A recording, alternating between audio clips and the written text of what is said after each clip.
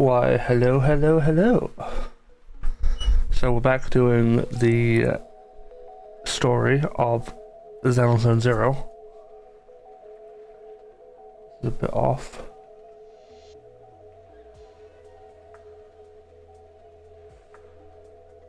There we go, much better. Alright, I'm just gonna lower the music. Let's go, Viv. One Denny Boo is just too cute, right? You could say that. I didn't know you helped it too. Yeah, I did. I knew Lord Phaethon was the best in the whole world. God, you're such a fucking... Oh god, you love me. It seems that the person Rain and one Denny Boo were talking about. Lord Phaethon, please stand back. I cannot be certain if he'll end up doing something extreme, considering his current mental state. I'm afraid he might hurt you. I'll try talking to him and see what's going on. Vivian walks forward and taps the cowering man on the shoulder. Don't take me back, please. I was wrong. I know I messed up. I don't want your money anymore. Please, no. Calm down. Who are you? I won't say anything. Just let me go. I don't know anything. I swear, I know nothing. We are not PubSec, the HIA, or the Ravenlock family. We won't force you into anything. There's no need to be afraid. What do you want from me then? We simply want to know where the Ravenlock family took you and what they made you do. I can't say. I can't tell you. I have a family. They'll hurt them. You never saw me. Please, just stop asking. Don't you wish to see your family? I don't deserve to see them. It's my fault. I was greedy. I did this to myself. But your family must miss you dearly. I'm sure they won't blame you. No, it's my fault. It's all on me. I don't want to drag them into this. If the whole ship is sinking, no one on board can escape. I'm just a nobody. And right now, there's nothing I can do to change anything. If you care about your family and friends, now is your chance to stop the disaster before it's too late. Even a butterfly flapping its wings can send a tsunami surging across the ocean. No one knows how this will turn out. But if you do nothing now, the only thing waiting for you at the end will be regret. We're not here to turn you in, and we won't force you to confront them. You'll be safe with us. I'll help you return to your family. But you must tell us precisely what happened. Hartman offered a huge amount of money, looking for workers to go into the hollow to guard something. The money was way too good. We all kind of figured something wasn't right. I thought it was just smuggling or guarding some kind of illegal ether resources, so I signed up. After we sent in our applications, Hartman's men took us into the hollow. The first place we went, there was a strange box. When we got there, they handed us some pills, saying they'd improve our aptitude for ether, for us to last longer in the hollow. But after I took them, everything went fuzzy. Something was definitely off about those pills. When I woke up, I saw my coworkers dead in front of me. And there was blood all over my hands. They said something about me being a good experiment, moved me somewhere else, and locked me up. They wanted to inject me with something. I got scared and didn't know what was gonna happen. But then a blonde guy found me, gave me a carrot, and let me go. So I escaped. I didn't want to kill anyone. I don't know.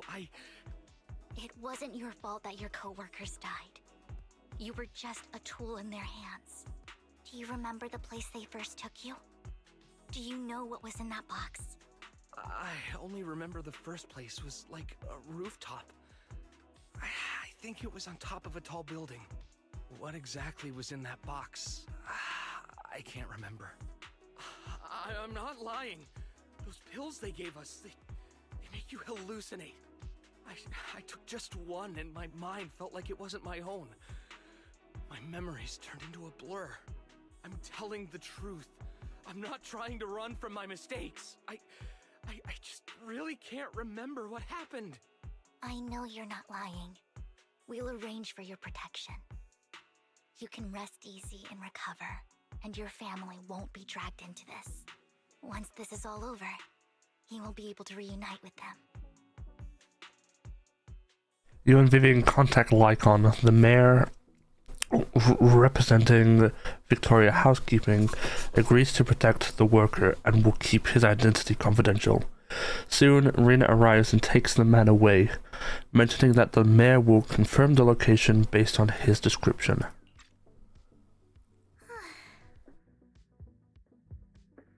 You're remarkably calm. I've been meaning to say this for a while, Vivian. You're just so calm and decisive when things get tough. Totally different from the impression you gave me at first.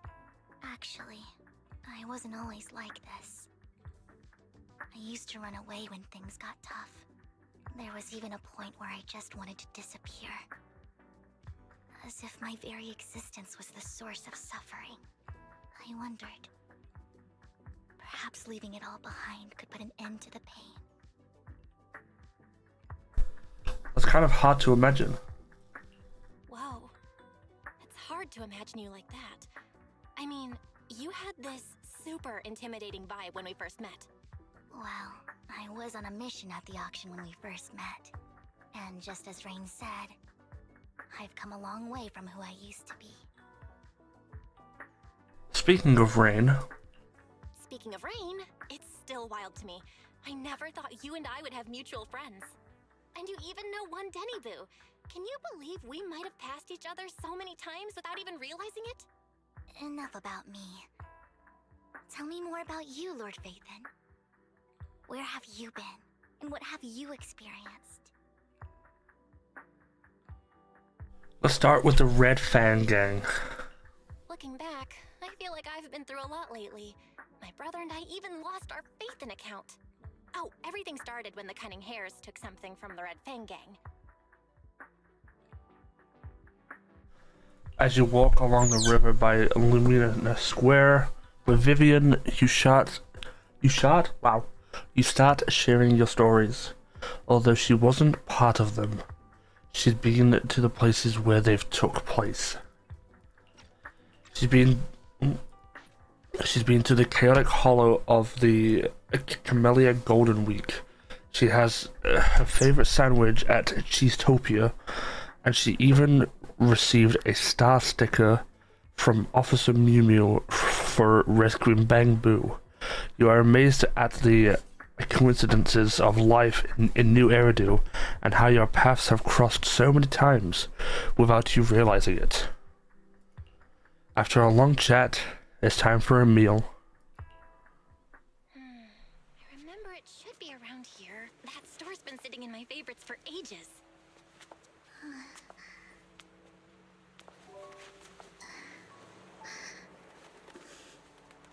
Lord Phaethon! What's up? I've seen that black cat on 6th Street. That harmonica in the outer ring you mentioned. I've heard it before too. I've even been to the monument outside Hollow Zero.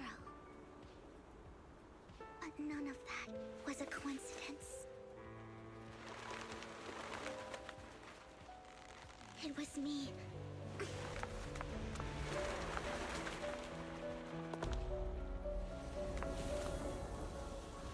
Following you, and now I've finally made it to your side.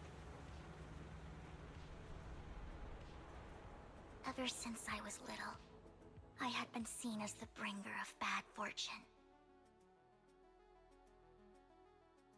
I had traveled to many places and witnessed far too much misfortune.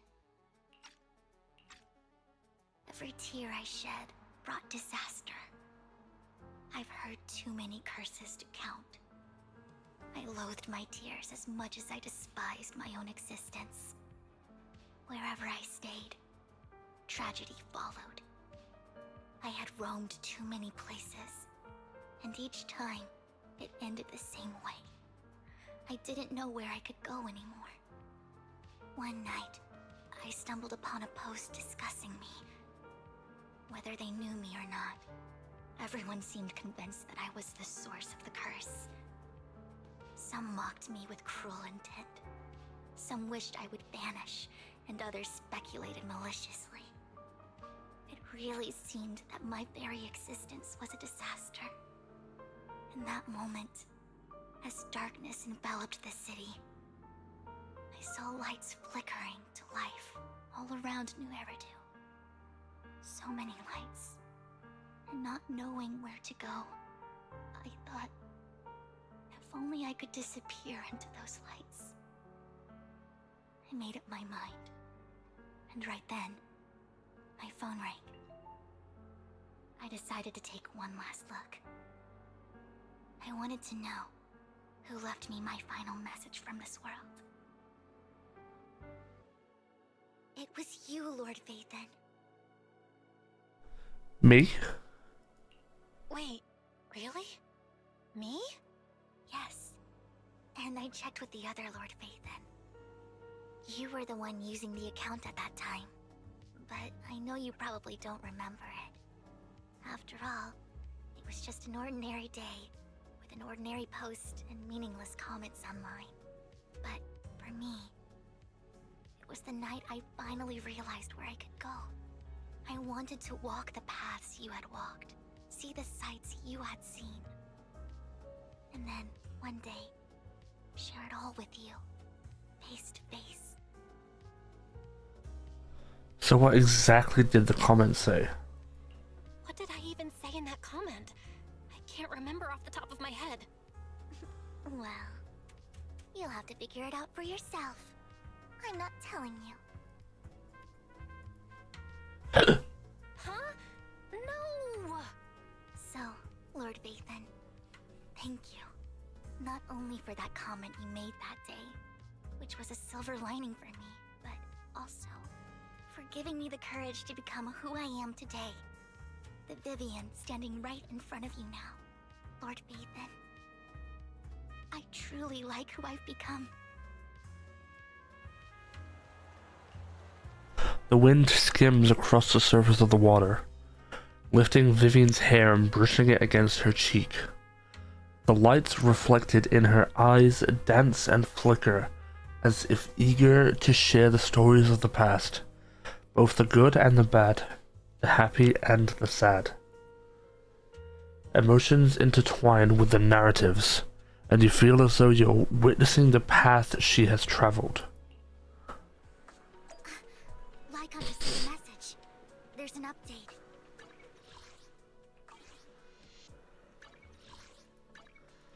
To the video store. Belle, you're back. Lycon told me he wanted to meet up with us online to discuss things when you returned. I'll call him now. Master Proxy, Miss Vivian. The gentleman Rena brought back has stabilized and calmed down now. Based on his account, we've identified where Hartman is hiding the core. He also mentioned that Hartman plans to trade the core with a group of people. We suspect that this group consists of members from the Exaltists. I knew it. Now that we have the location, it would be splendid if we could seize the sacrifice core before they do. Precisely. We hope you can head to the location as soon as possible to secure the sacrifice core. Leave it to us. We've got this. I have other matters to attend to, so I'll leave the retrieval of the sacrifice core in your capable hands. The mayor's friend that he mentioned before will also be assisting you this time. The target coordinates have been shared with her, and she'll meet you there. Please ensure your safety, and I wish you all the best. Lord Phaethon, we'll head out as soon as you're ready. We must obtain the sacrifice core before Hartman does. I would never turn down Lord Phaethon. Ooh, we really harmonize.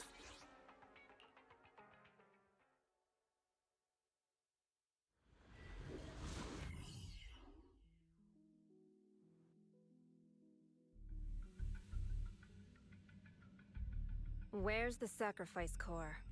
Camille, you really think I'd stroll around with something this important? Plus, even though the Ravenlocks and the Exaltists have been working together for ages, I've hardly even met Lady Dina. I'm the one offering the sacrifice core here. I'm curious what Lady Dina's got lined up for me in return? I'm just here to verify that the core you mentioned is real. Once that's sorted, Lady Dina will give you a proper response. Our partnership isn't just talk. We need to be sure you have what we need before moving forward. Sure thing. I'll take you to where I keep the core. Once you verify it's legit, have Lady Dina come over. We'll lay everything on the table face to face. All right, lead the way. It seems Hartman is trying to bargain for more. What a greedy and insatiable man. It's just that... why would they only send Camille for something as important as the sacrifice core? And I can't shake the feeling that Camille doesn't want Hartman and Dina to meet. Why is that? Who's Dina? Who's this Dina he just mentioned? Is she the leader of the Exaltists? Kind of. Lord Vathan, I really think we should hurry. We must get to where Hartman keeps the core before anyone else does. I planned the route already. I've got a shortcut planned, but there are gonna be ethereals along the way. I'll let you handle them, Vivian. Don't worry, Lord Vathan. You're in capable hands. I'll ensure your safety. Oh yeah. Ethereals! Stay away from Lord Vathan!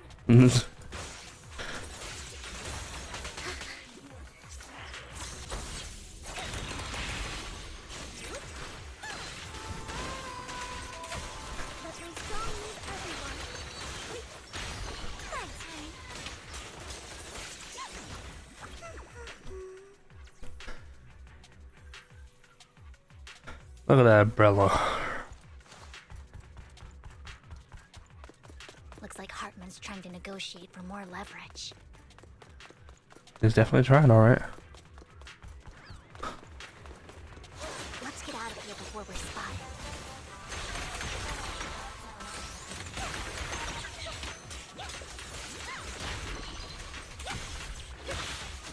Let's keep moving, Lord Vathan.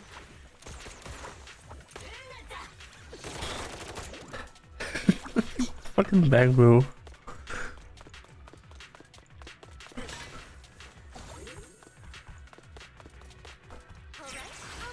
Leave the enemies to me, Lord Vathan.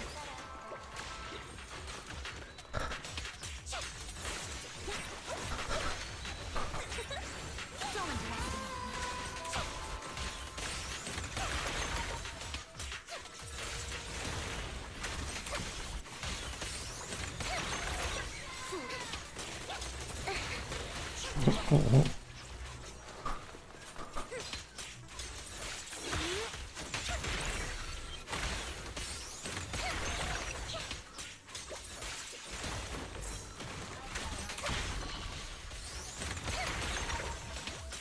Don't touch me. They're still over there. It looks like they're arguing.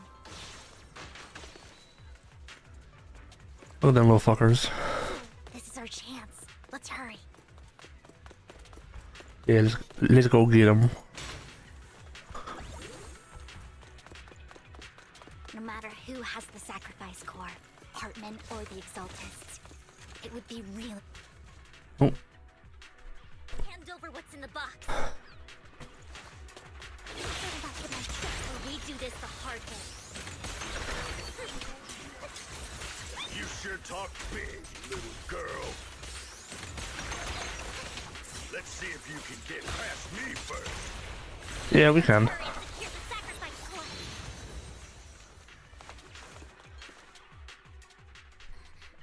Lord Vathan, the box is empty. So Hartman never kept the core here to begin with? How did you even find your way here? Where's the core in the box? What did you do with it? You call this keeping the sacrifice core safe? Just as everyone stands confronting each other, a voice comes from behind.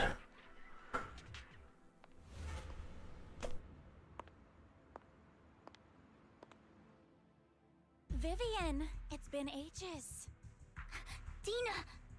Oh my, you actually remember me. So sweet. Look at you, thriving. I thought you'd totally forgotten about our past. So, tell me, do you ever dream about the people you've killed? Are they crying in your head all night? Back then, I had no idea. You had no idea? While you were soaking up all that love from your daddy and everyone else, you had no idea what was going on? I wasn't... Lady Dina, Miss Vivian didn't actually...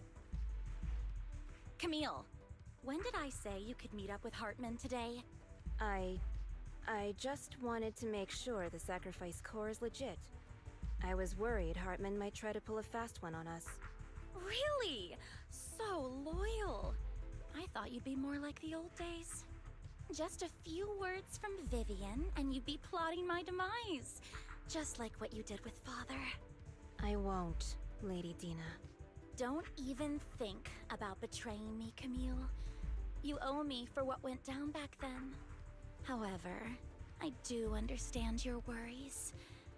This core, it's fake. No way! I got this straight from Hugo! It can't be fake! How can you just claim it's fake without any proof? Ugh, seriously? Dina approaches Hartman and coldly inserts the core into an open wound on one of his subordinates. The guy collapses to the ground, screaming. Dina wipes her hand and casts a look of disdain. The sacrifice core can max out the ether particles within human bodies in no time at all. But look at your little subordinate. How uncouth. He's making noises like some animal. Can you shut him up? So annoying. The masterpiece Father made for the Creator isn't this worthless piece of junk you're holding. So, the real core.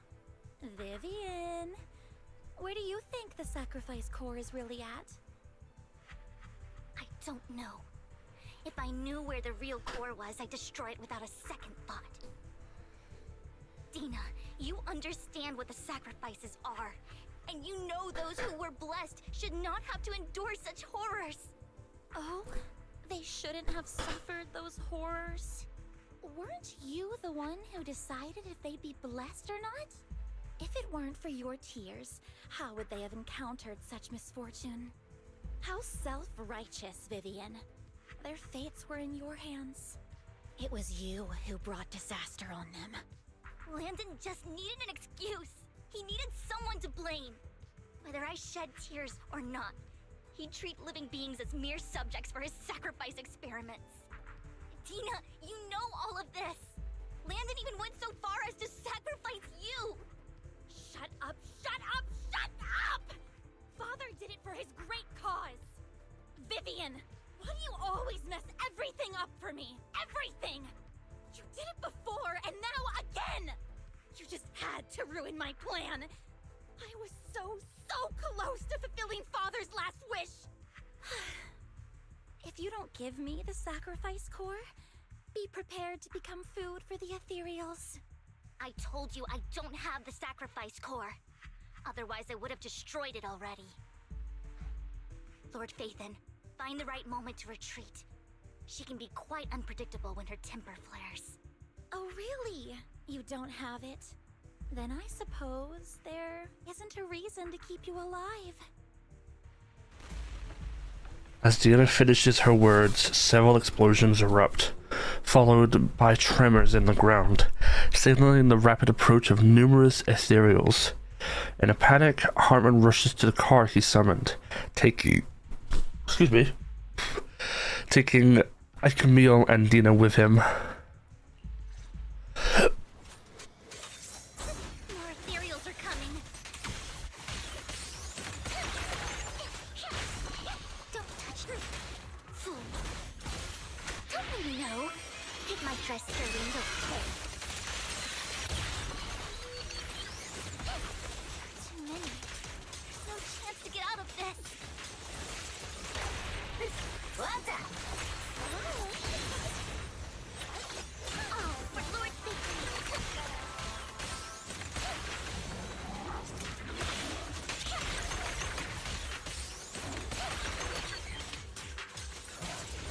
Stay away from me.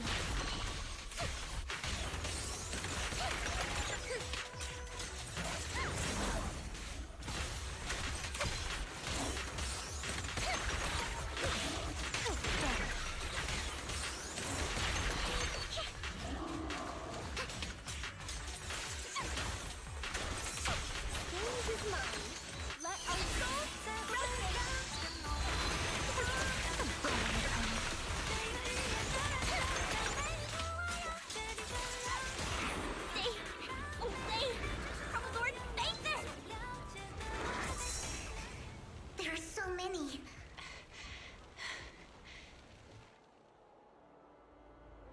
Oh shit. Hey bitch. It's ink.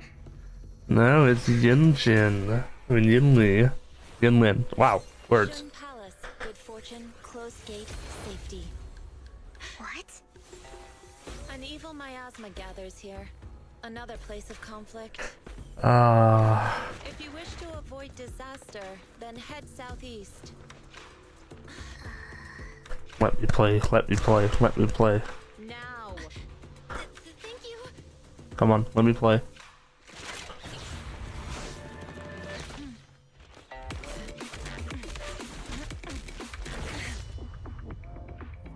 Goddamn.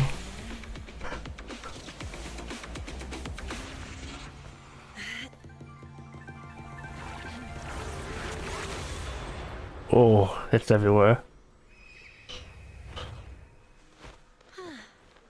Finally, peace and quiet. It's everywhere. You must be Belle, right? Yep. Mayflower mentioned a special partner might need my help. Hi, that's me. You are? Can I ask, who are you? I'm the 13th generation master of Yunhui. Yijuan. You can call me Yishuan. Mayflower passed along your info, and I was curious what kind of person you are, so I came to see. Mommy, mommy, At first, mommy, I thought it might be mommy. a hassle, but your energy feels really calming. Quite nice, actually. Are you the investigator? Oh, so you're the investigator the mayor talked about. Yes. He also asked me to be your temporary teacher and offer you a bit of guidance. Oh, guidance? Guidance? What exactly does that mean? Unfortunately, this isn't the right time or place to talk. I have some investigation work to catch up on, and it seems you've got quite a lot on your hands, so let's part ways for now. I'll find a good time to visit you soon. Yijuan leaves after saying this, while Vivian appears lost in thought, looking distracted. I'm so sorry, Lord Vathan. I'm just not feeling very well. I think I'll head back for now. I'll investigate the sacrifice core and reach out once I find something. Let's leave the hollow first. You definitely need some rest. Let's get out of the hollow.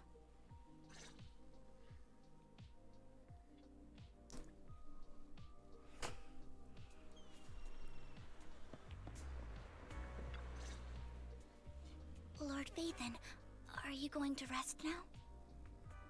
Are you feeling down? I'm not in a hurry to get back. You've been kind of off since we got out, and it's got me worried. If you want to talk, I'm here to listen. If something's bugging you, just spill it if you want to. I'm a pretty good listener, you know. I didn't mean to keep my past from you, Lord Vathan. When I was little, people thought I brought misfortune, so no matter where I went, no one wanted me around for long. Then, one day, Landon adopted me and brought me to the Exaltists. There, I met Dina, who was so kind to me, treating me like a dear sister.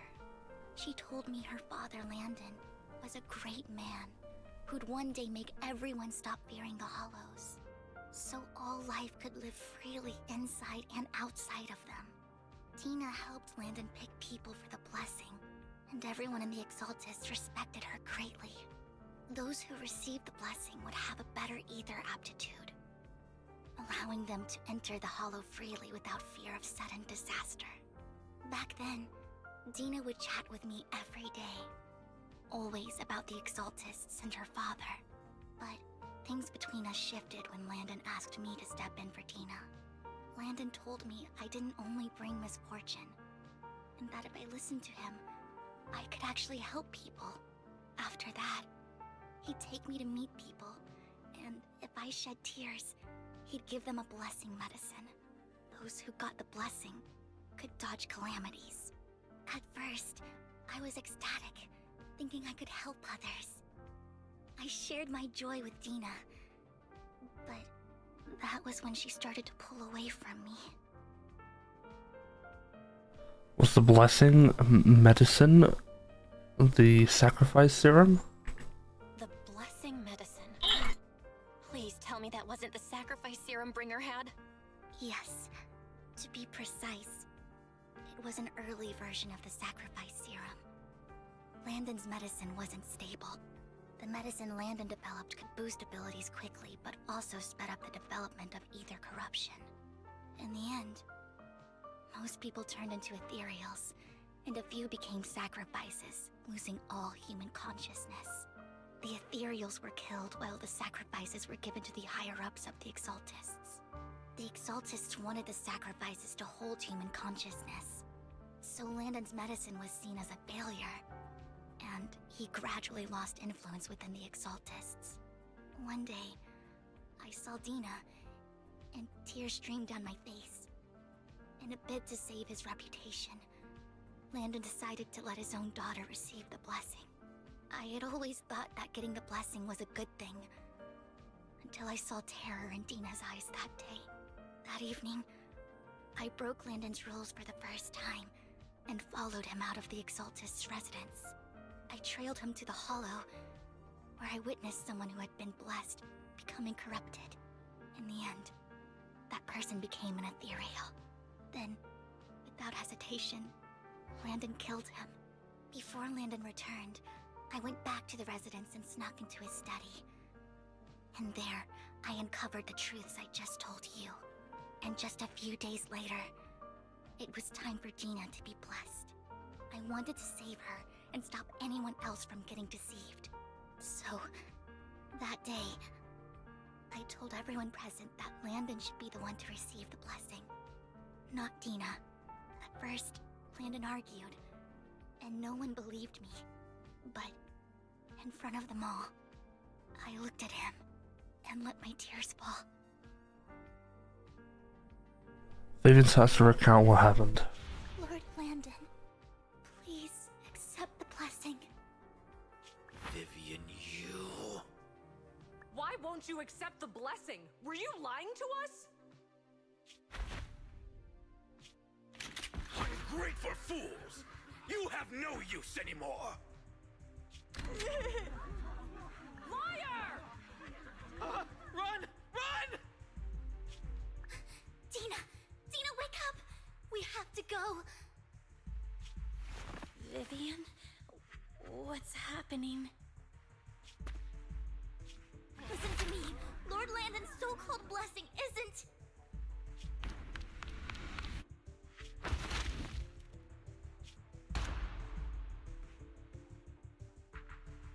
Father!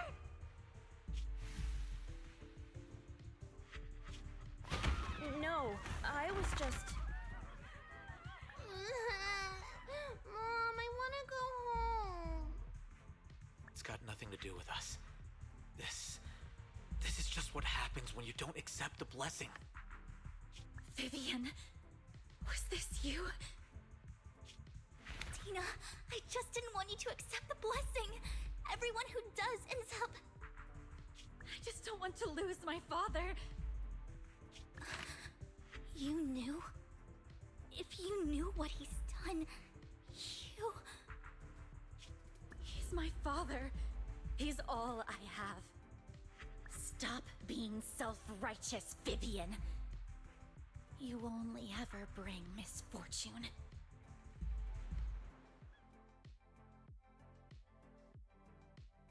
I thought once Landon was gone, Dina would leave the Exaltists. I never expected her to continue his research, or that Camille would stay. Camille lost her entire family in a hollow disaster, so she's always supported the Exaltists. She's not a bad person. She's just someone searching for hope. She joined the Exaltists very early on, and even watched Dina grow up. That day, she was just so desperate to save Dina that she... All these years, she's been following Dina, taking care of everything out of guilt, I think. But I didn't just fail to save Dina. I trapped her. I see misfortune approaching, but I can never change its course or avoid the bad ending. Maybe I really am a bringer of misfortune. Don't think like that, Vivian. No way. You're not the one bringing bad luck. Whatever went down with the Exaltists, Landon used you. As for Dina and Camille, they know the truth, and they just made their choices. The Hollows and the disasters they caused took more than just their loved ones. But not all survivors cling to obsession and hatred like they do. Lord Phaethon.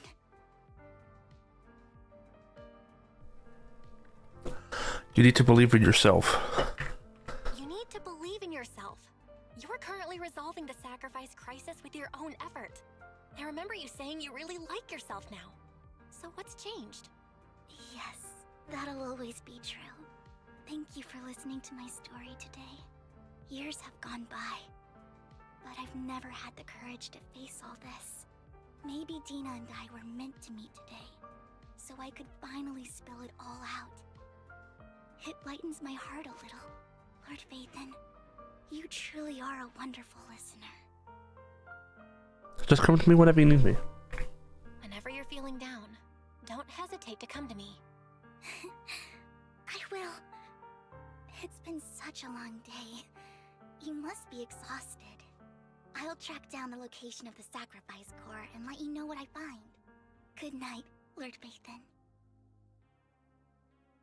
After bidding farewell to Vivian, you head back to the video store. You see the collectible she gifted you on the table, and it stirs a flood of memories. You've been through so much lately. You hope the sacrifice crisis can be resolved smoothly, pondering the whereabouts of the real sacrifice core. Weariness sets in, and before you know it, you drift off to sleep. When you wake, it's almost noon. Well, Vivian was in the store just now, but you weren't here. Did she need something? It was about the sacrifice core.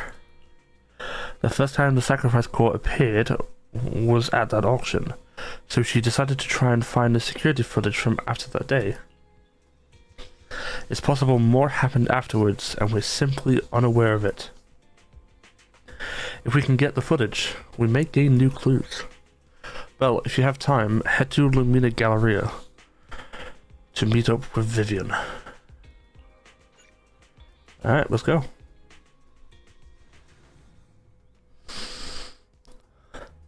Earlier, Vivian exchanged information with an acquaintance in the auction house's lounge.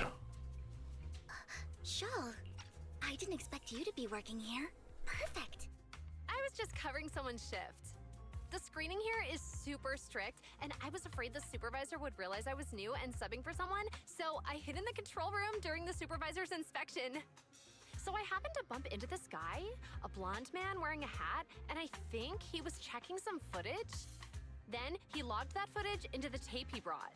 Later, I found that part of the footage had been wiped. Blonde, wearing a hat. Could it be Hugo?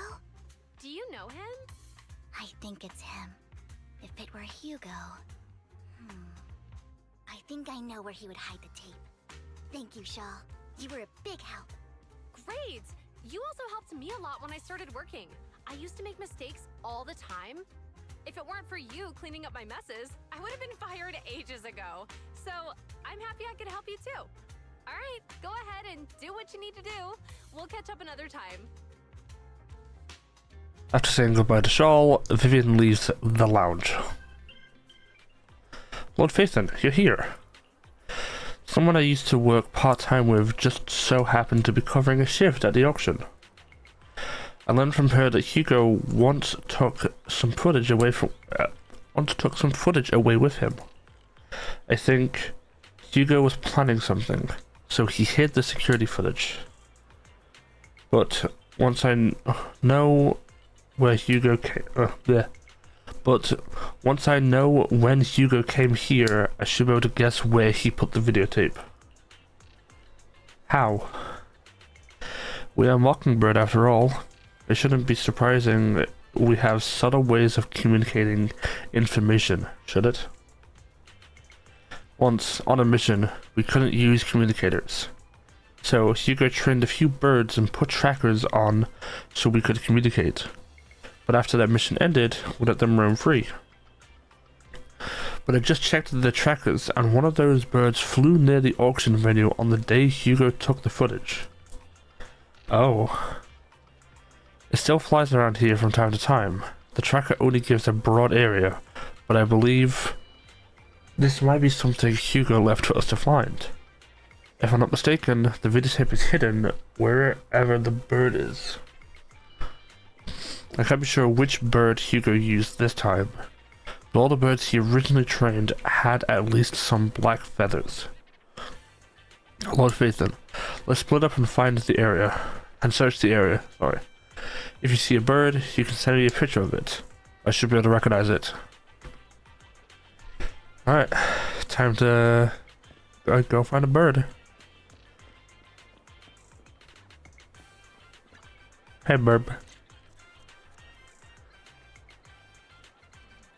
Bird. A soft and sweet ball of fluff. It's hard to imagine that this is the bird Hugo chose for the mission. But it does have some black feathers, so maybe this is it? Either way, might as well take a photo and send it to Vivian.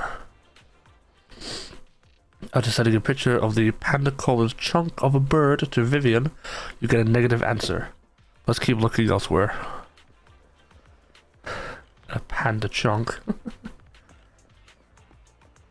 It's definitely not Penguin Boo. I can already tell you that. Hey, Bubby. Hey. Black crows in a dark alley. Seems a bit cliche, but this really is a good place to hide something. Let's take a photo of the crow and send it to Vivian. After receiving the photo, Vivian quickly responds, "That's the one." She quickly comes over. That's the one. It's all thanks to Lord Phaethon we found them so quickly. If he's here, then Hugo must have hidden the videotape among these boxes. You look through the boxes and find the recording, but it's been damaged. After discussing with Vivian, you decide to head back to the video store together to repair it and check the contents before making your next move. Alright, back to random play.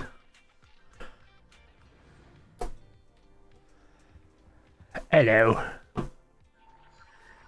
Barry repairs the videotape and you watch the recording. The content leaves you shocked. It's a conversation between Hugo and Camille. If I'm not mistaken, you and Vivian share the same goal. Silence is no good for negotiation. I just don't want Dina to reach a point of no return. Hasn't she already reached that point with what she's doing? The formula for the Landon serum was lost, but a batch survived. And Dina was able to develop a substance that can be used for mind control. She's trying to combine the two to make sacrifices that would obey human commands. If the dormant sacrifice and the remaining Landon serum are destroyed, we can put an end to this. Dina's concoction can't create sacrifices on its own. And the sacrifice core? That belongs to the creator, not her. Although I find Landon's methods despicable, I can't deny that the Exaltists and the Creator are leading us in the right direction. I just don't want Dina to spend her life trapped by her father's mistakes. I mean, no offense, but I find your protectiveness rather weird. I will confirm the location of the dormant sacrifice and find the chance to relay the information to you. I do not want any of my people to be going into danger. As for the sacrifice core, I can only guarantee that it will not fall into her hands. As for how things will ultimately play out, The Creator will guide me. The video abruptly comes to an end. Camille was actually destroying the dormant sacrifice? Why has Hugo never mentioned this before? Now Camille's actions make sense. But why did Hugo never tell us? Hugo... he... Belle, Lycon said there's something urgent he needs to discuss with us right now. Call Lycon first. Alright, let's patch him in. Master Proxy, I apologize for disturbing you. We have just learned that the Ravenlock family will host a banquet tonight. This banquet is rather special, as they're allowing members of their family to invite business partners to attend. With Hartman at the center of controversy, there are many members of the family who are eager to use this opportunity to replace him. The mayor has been spreading rumors of a young tycoon who inherited a sizable fortune and is looking to partner with a person from an old and influential family. This information has lured a young man named Burton from the Ravenlock family. So... you want me to pose as this tycoon and use Burton to infiltrate the banquet? Correct. And Hartman's study is also located within the venue. I see. Hartman's study might hold valuable information. What about me? So, what should I do? You can attend as her +1. +1? Lord Phaethon, please go with me!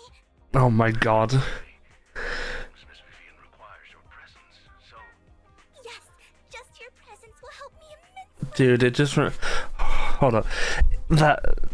Oh my god, that voice line just reminds me of when that one fan saw Miyabi for the first time and was like, Miyabi, please step on me, or whatever the fuck she said.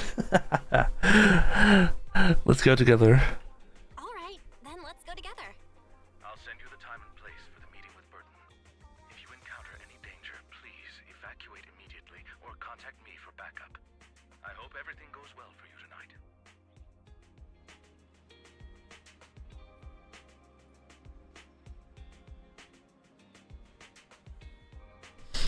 You get in contact with Burton. He said he'll come to 6th Street later to escort us to the banquet. Is there anything I need to look out for? Don't worry, Lord Phaethon. Just leave the socializing to me. I won't let any evildoers get close to you.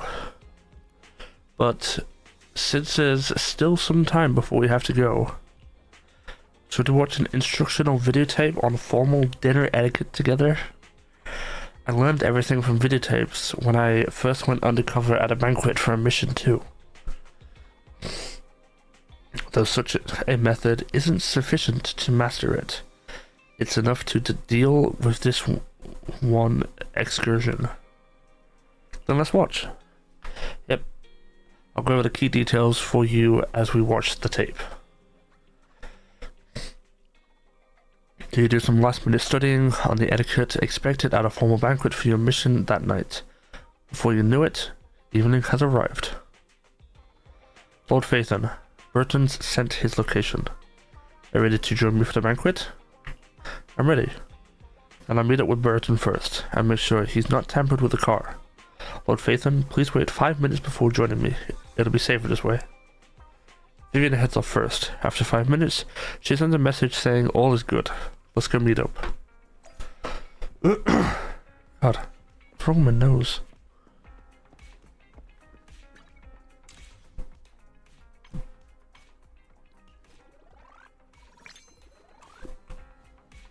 Ugh. Ba-ba.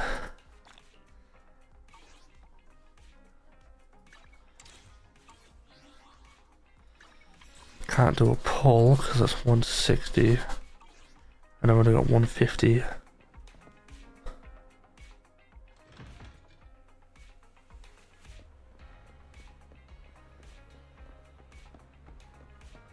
Damn, look at the whip. Yeesh. Hello, Baton. Miss Banshee, this is... Is something the matter? What I mean is, this person doesn't look like your bodyguard. The Ravenlocks can protect me, no? If that's true, why would I bring a bodyguard? This is my escort for the night. She heard that the Ravenlocks are throwing a true feast for the centuries, with plenty of delicacies not available anywhere else, and she wanted to try some. You aren't so stingy as to not even allow your guests a +1, are you? Of course not. Since you're an important companion of Miss Vivian's, you are also my honored guest. Let's be off then. My chauffeur shall take you to the port, and from there, we'll take a speedboat to the manor. After an hour later, you arrive at the Ravenlock Manor. With Burton's guidance, you go through numerous security checks before finally arriving at the banquet hall. Miss Banshee, I believe I've shown you my sincerity. Now how about you? Sincerity? My presence here is a show of sincerity. If we're to work together, Miss Banshee, you should drop your pretentious act. I am well aware of the ways of the Ravenlock family. If I were to come empty-handed, I probably wouldn't even be able to make it out the front door tonight. Since I agreed to come with you, and even brought along my most precious companion, does that not show my deepest sincerity? No need for such an off-color joke. Our door is always open for those coming or going. We both know what's what, so let's cut the small talk. I know far more about how the Ravenlock family made their fortune than most here. I am also well aware of why Hartman, despite such a massive scandal, still remains in power. Oh? Do tell. Exaltists, blessing, sacrifice, Landon. Where would you like me to start? How did you know that? No, who are you? Don't be so tense. If I'm not mistaken, it's about time the banquet began. My companion and I are practically famished. Is this how you treat your guests? By letting them starve? Perhaps when we've had our fill, we'll remember where the sacrifice is hidden. You know where the sacrifice is? So, can we go get something to eat now? And I'm also looking forward to receiving a special dessert from you. We can discuss what you wish to know while we enjoy dessert. Of course. I wouldn't let such an important guest discuss matters on an empty stomach. As for dessert, I will prepare it myself, and I guarantee it will satisfy you. I'll come find you later. I wish you a pleasant evening. Burton hurriedly leaves, and Vivian seems to breathe a sigh of relief. These kinds of people are exhausting to deal with. I really don't know how Hugo used to put up with it. What do you mean by dessert? What did you mean by dessert just now? I couldn't really follow. Hugo taught me that bringing up dessert in such situations is a way of telling the other party they need to offer more. Fortunately, that old fox Hartman is terrified of losing power. He's definitely keeping the destruction of the sacrifice and the fact that the sacrifice core is fake hidden from the other family members. Otherwise, Burton wouldn't have been so willing to raise his offer. Lord Phaethon, let's find Hartman's study when the banquet is at its busiest. Alright, stick to the plan. Alright, I've already taken note of the surrounding terrain. Once more people arrive, we'll enter the garden through the door in the courtyard. corner of the banquet hall. Wherever you go, I'll follow, Lord Vathan. In accordance with the plan, you head deep into the manor after sneaking out of the banquet hall with Vivian. It doesn't take long for you to reach Hartman's study, and with a gentle push, the door actually opened. Isn't this going a bit too well? Maybe we're just lucky? Perhaps we're just lucky?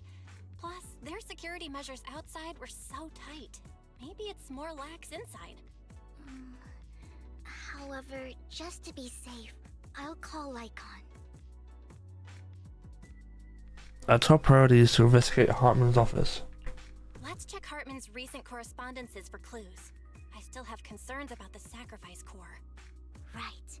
Though the core he gave Dina was fake, Hartman might have left a trick up his sleeve and hid the real one. Then let's split up. Then let's split up. You and Vivian search through Hartman's office for a while but find nothing. But just then, footsteps suddenly come from outside, and in a moment of panic, you hide behind the desk. Esteemed guests, is the catering at the Ravenlock family banquet not to your satisfaction? So much so that these two distinguished guests felt the need to come to my humble office to scavenge for food. Don't want to come out? Well, after all, you don't have long left. Burton, that greedy idiot, fell for the mayor's trap. But I never expected that he would bring you into my territory. I suppose I should thank him. Otherwise, I would have had to go to great lengths to eliminate you.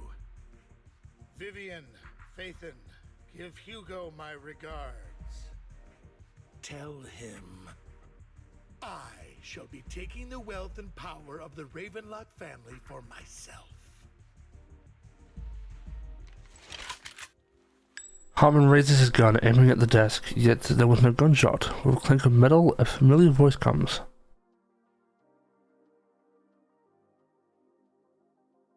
The bullet? How? Dear uncle, why must we be so distant with one another?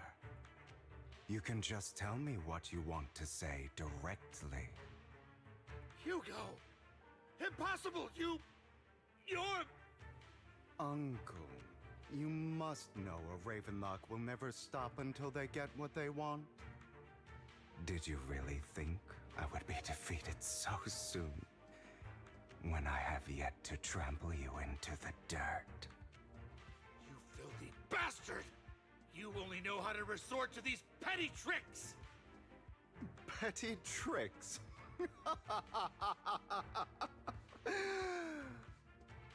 Perhaps you'd like to know what I managed to accomplish using this faked death of mine. My dear uncle.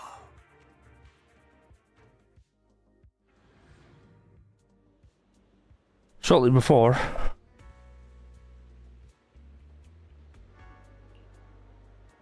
Faking my own death. Hope it's all worth the theatrics in the end. oh, we're now playing as Hugo. It was just Look at this dapper gentleman. but maybe I went a little overboard. The manager must be pretty shaken up.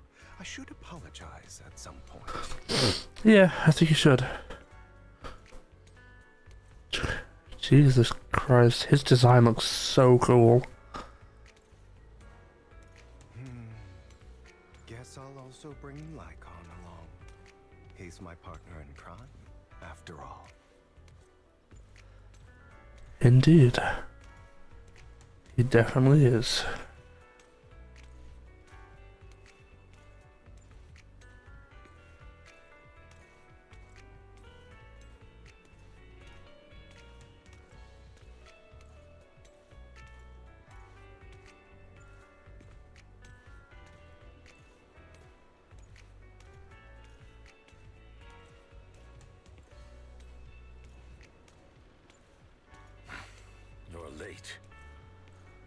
You're early. Strict.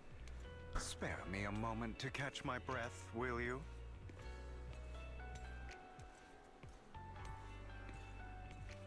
God damn. You're taking longer to rest than I expected. Lycon, you think too highly of my physical capabilities. Well, thank you for your cooperation. I must say, if nothing else, at least your acting skills have improved. Why do you look so angry? You should be happy. We pulled that off together with flawless teamwork and managed to fool everyone. Drop your foolish facade. I'm glad you still remember the code we set all those years ago. And thank you for ensuring your sleight of hand didn't deteriorate. Oh, right. I should also thank the blood bag hidden in my clothes and our other props. Do you remember when we last used this trick? It was probably ages ago. Sometimes I really don't understand you. Have you never thought about what the consequences would be if I didn't understand your code? If I decided against helping you? Or if I just couldn't control my strength properly? You'd understand it. Of course, if things really did go awry, I had alternative plans. You wouldn't be so arrogant as to think I'd bet everything on you, would you? You're insane. Aw, I'm flattered.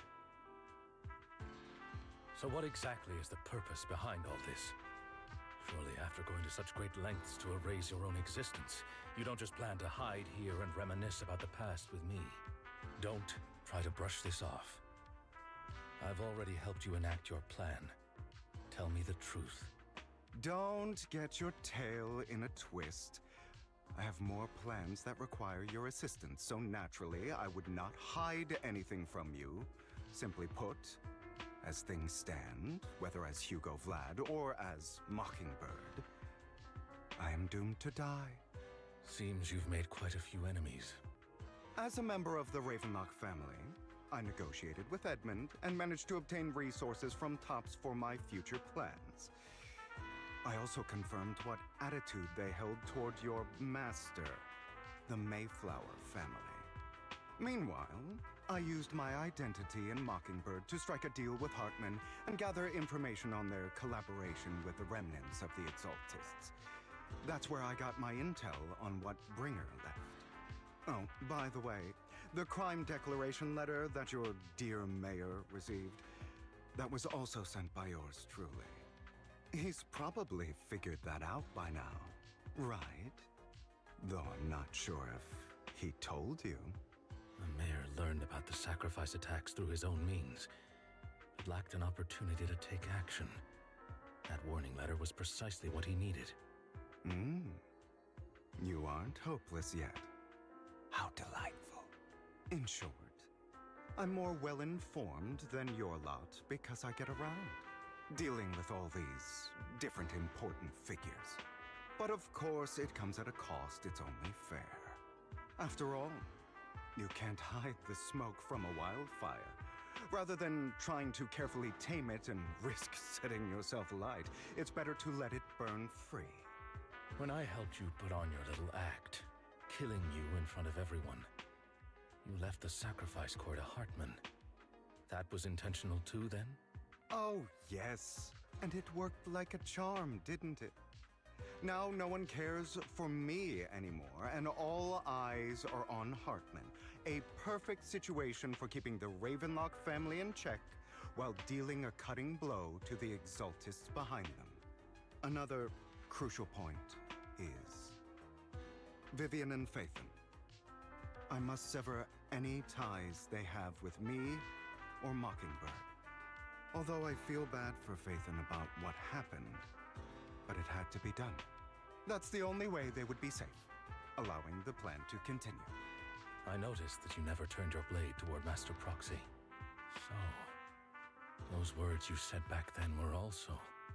I will bloody my hands. I will carry the weight of my sins.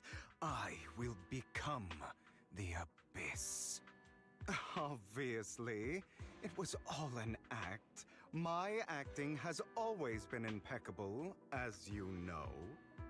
Hugo, you're taking such a tremendous risk. Why? Would you believe me if I said it's for justice? But unfortunately, it's not. I want revenge on the Ravenlock family. And I will make sure that despicable excuse for a human being, Hartman, suffers a slow, torturous end. Of course. I also promised Vivian that I would help her investigate the whole thing with the Exaltists. That's all. You don't look too good. Is it your wounds? No. This is the first problem I plan to resolve. Lycon, do you have a place that is sufficiently discreet, quiet, and can take a lot of damage?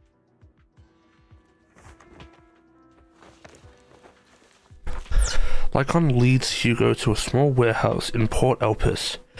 Hugo looks quite pleased with the place. After scanning the area for a moment, he sits down on a chair, pulls out some rope, and ties himself up.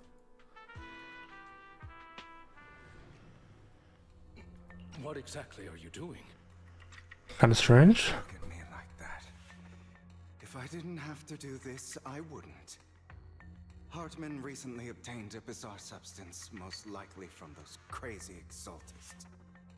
After use, it allows control of the victim's mind, to some extent. You were dosed with it. To be more precise, Lycon, I deliberately allowed Hartman to put this drug in my cup to facilitate our previous collaboration.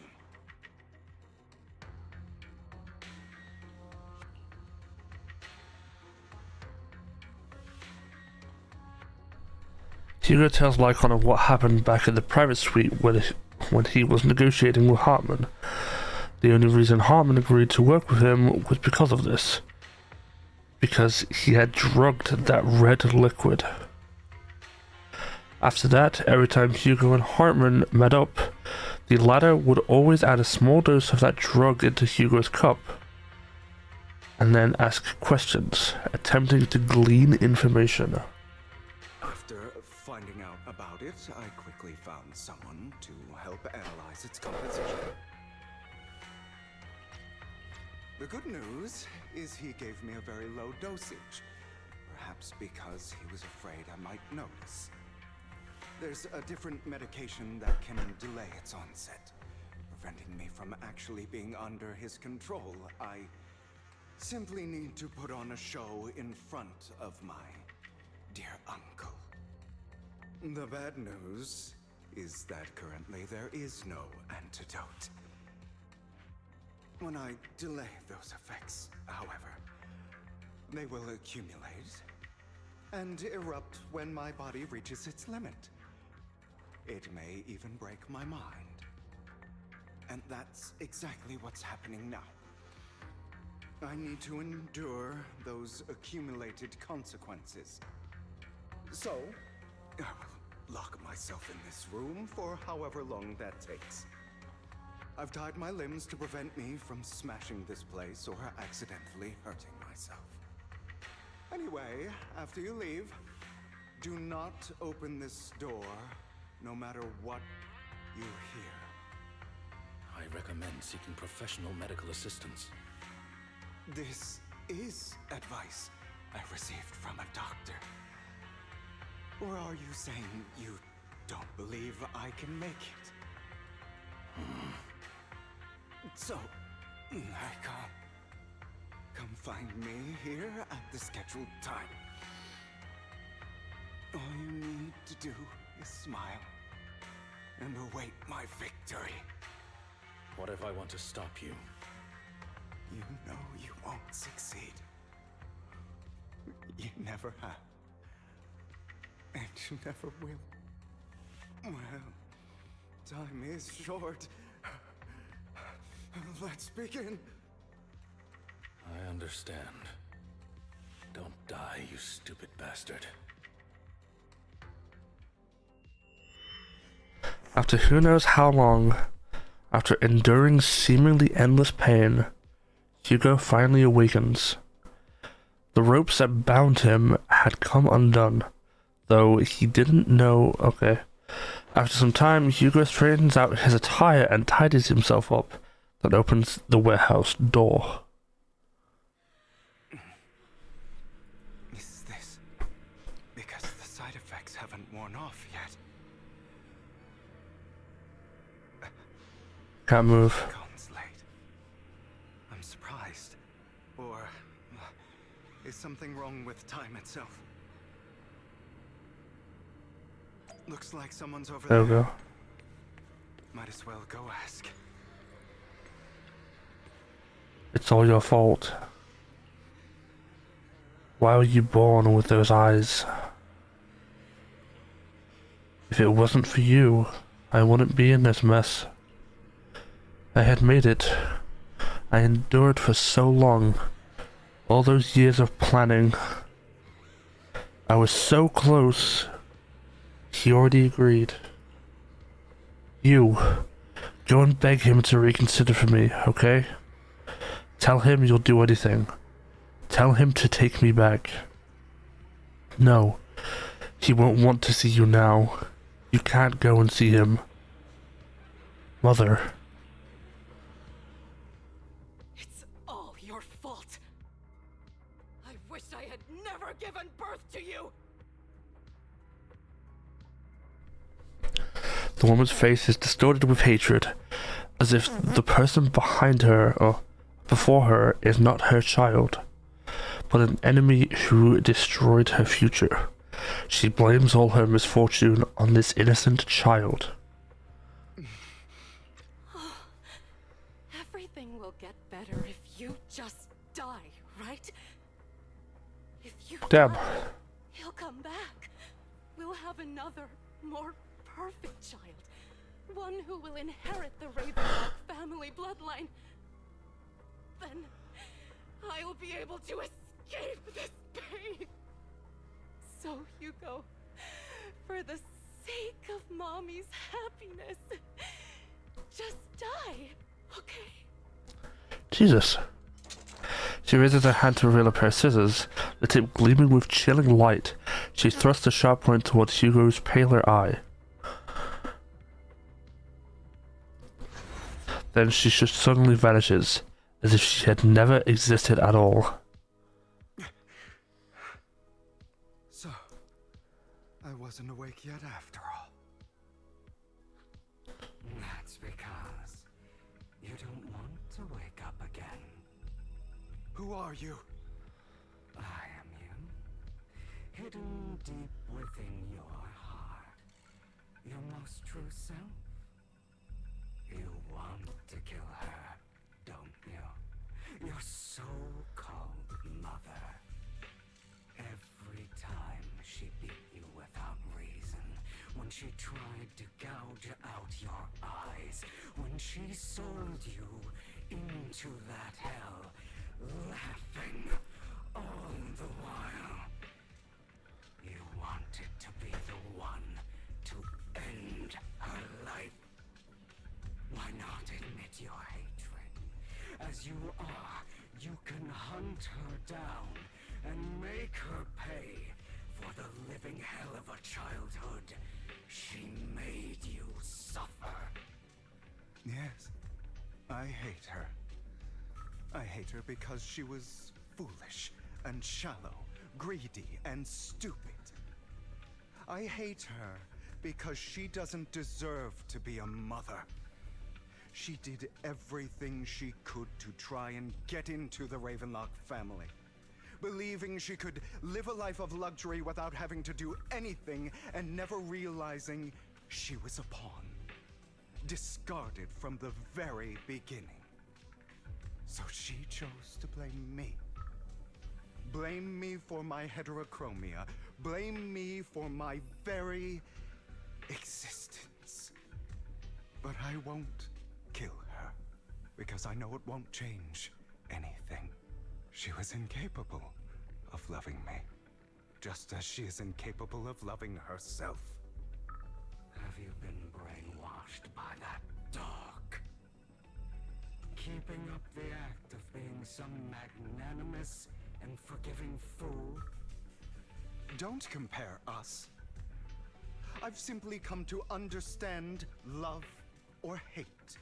I make my own choices, and they have nothing to do with anyone else.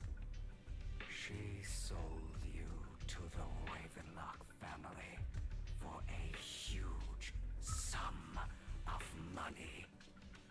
She used that money to start a new life without you. While she was indulging herself, you were going through hell in the Ravenlock Manor. Does it not torment you? Do you not feel the hatred? Do you not want to demand answers? Kill her.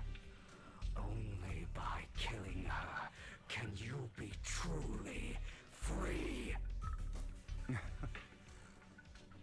For a long time, I thought the same way. But now, well, I want to make a different choice. Stop lying to yourself. You never had a choice. This weak-minded thinking will only lead you to failure. Like before, you'll be nothing but a worm, trampled into the dirt by those so-called elites. Do you still not get it? This is how the world is, and always has been. Hesitate and you'll be the victim. If you don't grab your knife first, you'll end up being on the other end of the blade. If you want to change anything, you must first become the one who makes the rules. Just like that woman. The only reason she could treat us that way was because we were weak. So listen to me. Find that woman, kill her, and prove to this world your strength. It's what she deserves. Why forgive them? They don't deserve it. I'm not forgiving them. Or rather, I don't care about them. They don't even matter, at least not yet. You know, perhaps the person I hate the most, the one I truly cannot forgive, has never been someone else, but rather my weak, powerless past self who could do nothing but hide inside a closet and cry. I hate myself for having neither the strength nor the courage to resist. I hate myself for begging for so-called familial love, even after being treated so terribly. I hate that despite the pain of my wounds, I still hope to receive the carrot and not the stick. And that means you, correct? So, I forgive you. I forgive myself. You'll regret this, fool. Your pretty words mean nothing. You will ultimately return here to me. After an intense bout of dizziness, Hugo awakes in the dark warehouse. The ropes that bound him had come undone at some point. Hugo takes a deep breath of the damp air and stands up. Hugo straightens out his attire and tidies himself up. Then he opens the warehouse door. I see. This is still an illusion. I wonder who's going to show up this time. Apparently, it's Serena. From what I can tell. Hugo, let's play hide and seek. I'm already hiding. You'll find me, right? Like you always do. So Now I'm gonna find a kid.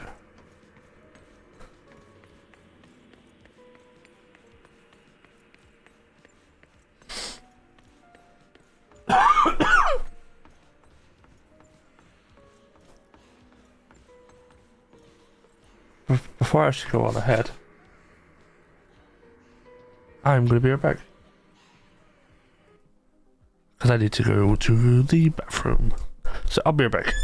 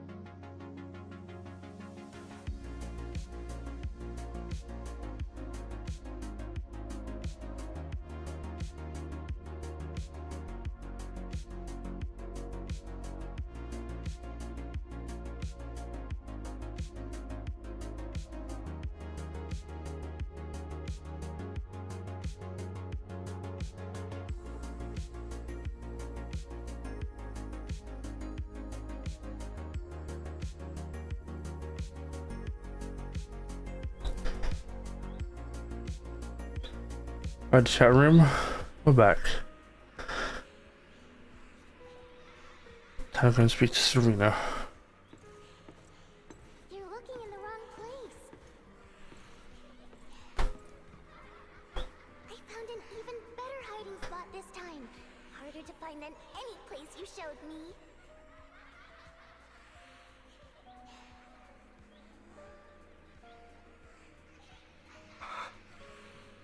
Hey, Hugo.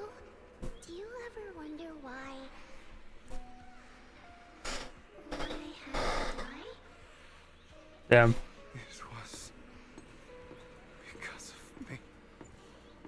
That's right. It was because of you. It's all your fault. If only you didn't exist, I wouldn't have had to suffer. Oh my god.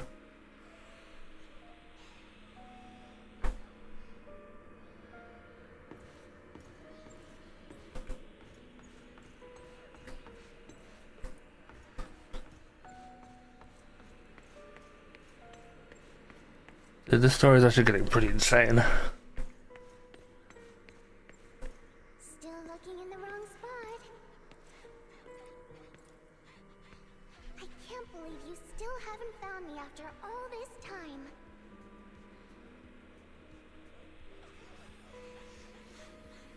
Have you forgotten about me? Do you? I haven't forgotten. It's okay. I'll forgive you. I'll still be nice to you, just like before.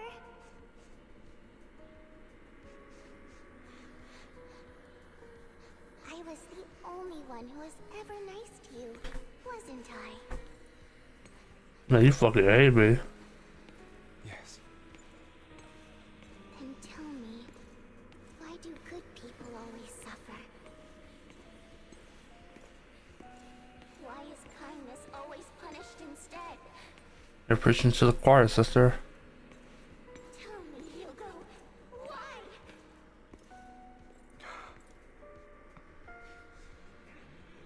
Hugo, are you lost? Go back the way you came. I left you a surprise there. There's my inner demon. What a cruel bastard. As expected of a disgusting bastard. Lady Serena was so nice to him. Yet he... How does he still have the nerve to stay in this house? They shouldn't have let him in from the start. Filthy, lowly blood.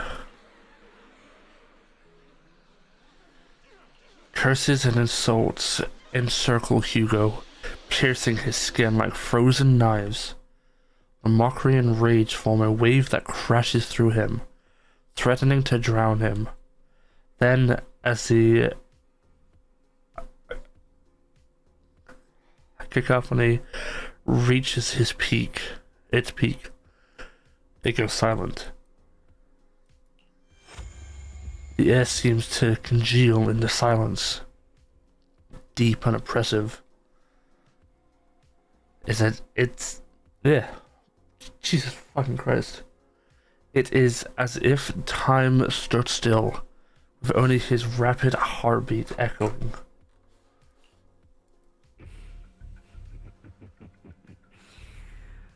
I told you that you would eventually return.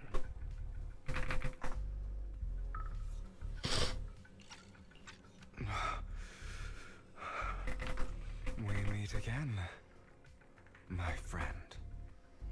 I told you, I am you. A side of you that you've always tried to deny existed. Of course. I know. This time it's about Serena. Right? Yes, your half-sister, and the only child in the Ravenlock family who was kind to you.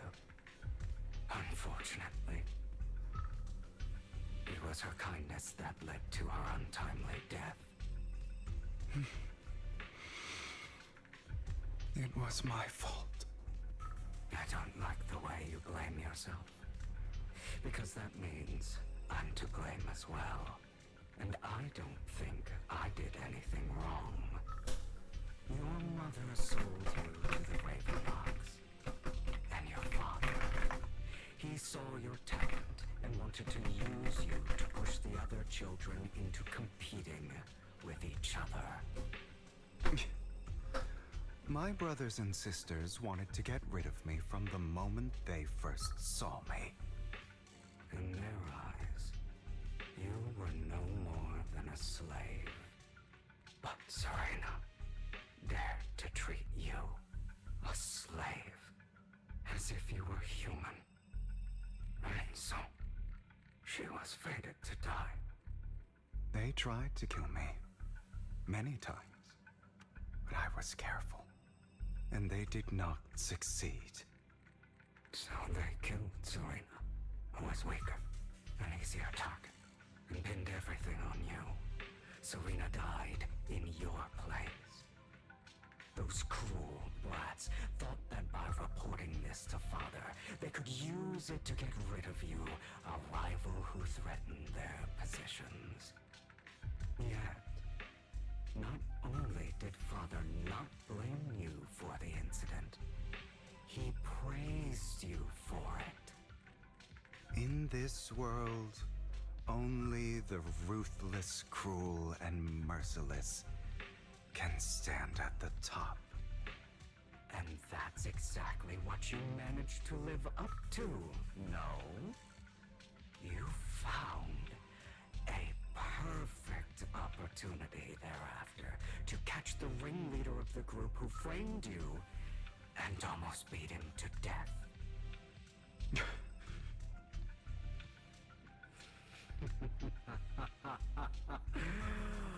Oh, you should have seen the expression on your face back then.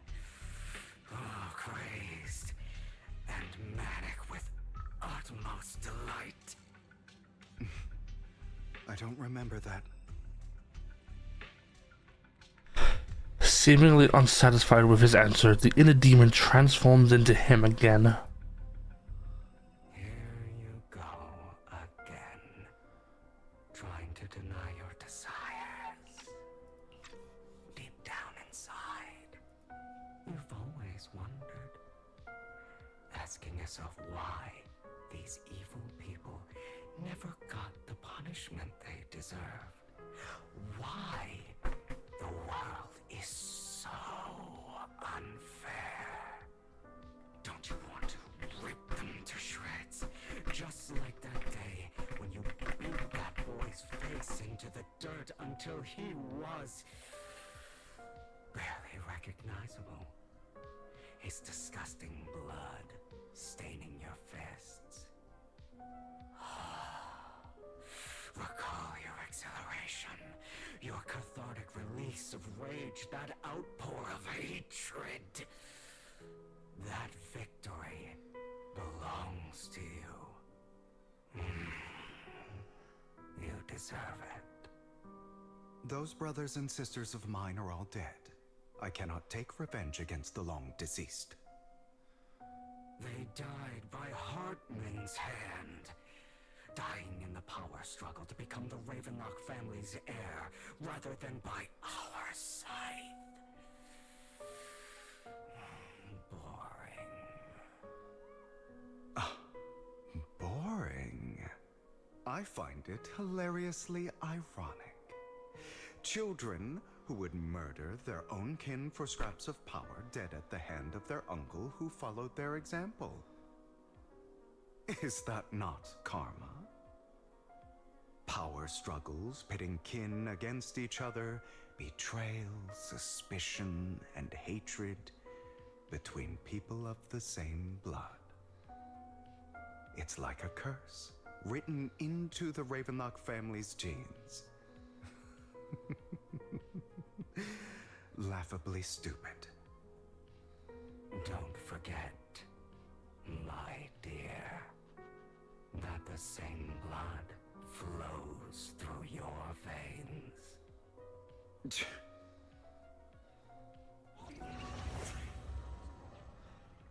As if to prove his words, the inner demon transforms into Hartman.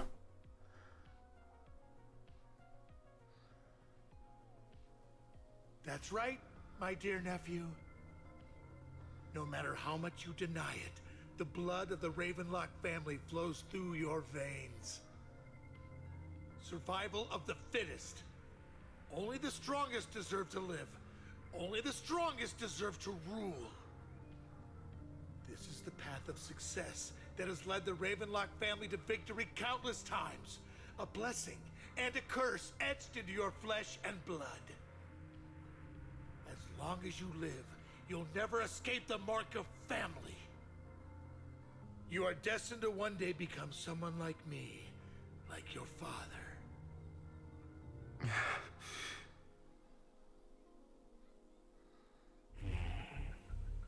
Is that fear I sense? I can see you trembling. Why does the Ravenlock bloodline terrify you so? I won't become like my father. Never. You won't become a failure like him. So relax. Our power eclipses him, and so does our ambition. So, do not deny your own desires. Do not resist your own ambition. This is the talent you were born with. The best gift fate has ever given you. Admit it. Deep within your heart lies a spark, yearning to ignite a raging inferno that will burn everything down. And I am that spark. After an intense bout of dizziness, Hugo awakes in a dark warehouse. The ropes that bound him have come undone at some point. Hugo takes a deep breath of the damp air and stands up.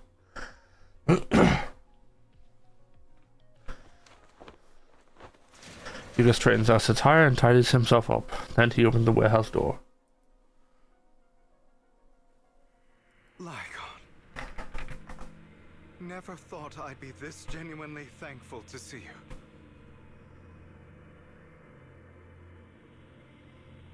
Seeing you means this never-ending nightmare is finally over, right? Unfortunately, not. Why did you break our oath? Why did you use me? My eye and these legs. They were all your fault. You know, you are exactly like your father.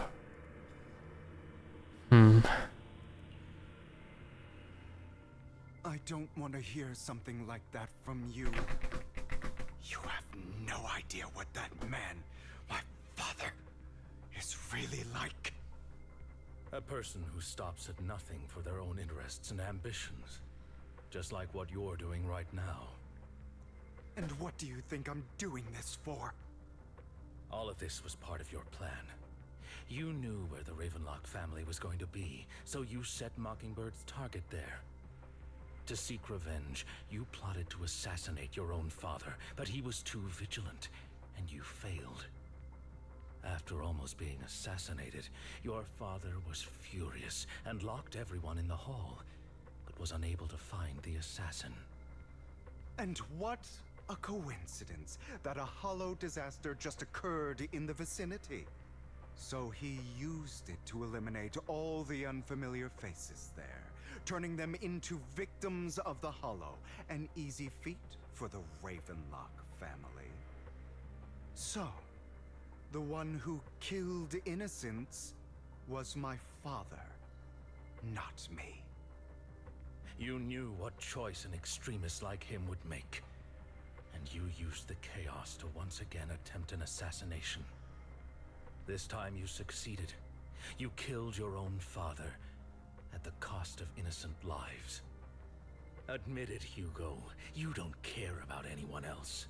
The only thing you care about is your revenge. How is that any different from your father? Enough. I'm tired. I may hate him for betraying me, but he wouldn't say something like that. What? You aren't Lycon. You're the other me, hidden deep within my heart. Hugo takes a deep breath and slowly opens his eyes. Lycon is gone, and in his place is a familiar figure. Without a doubt, he is still within an illusion.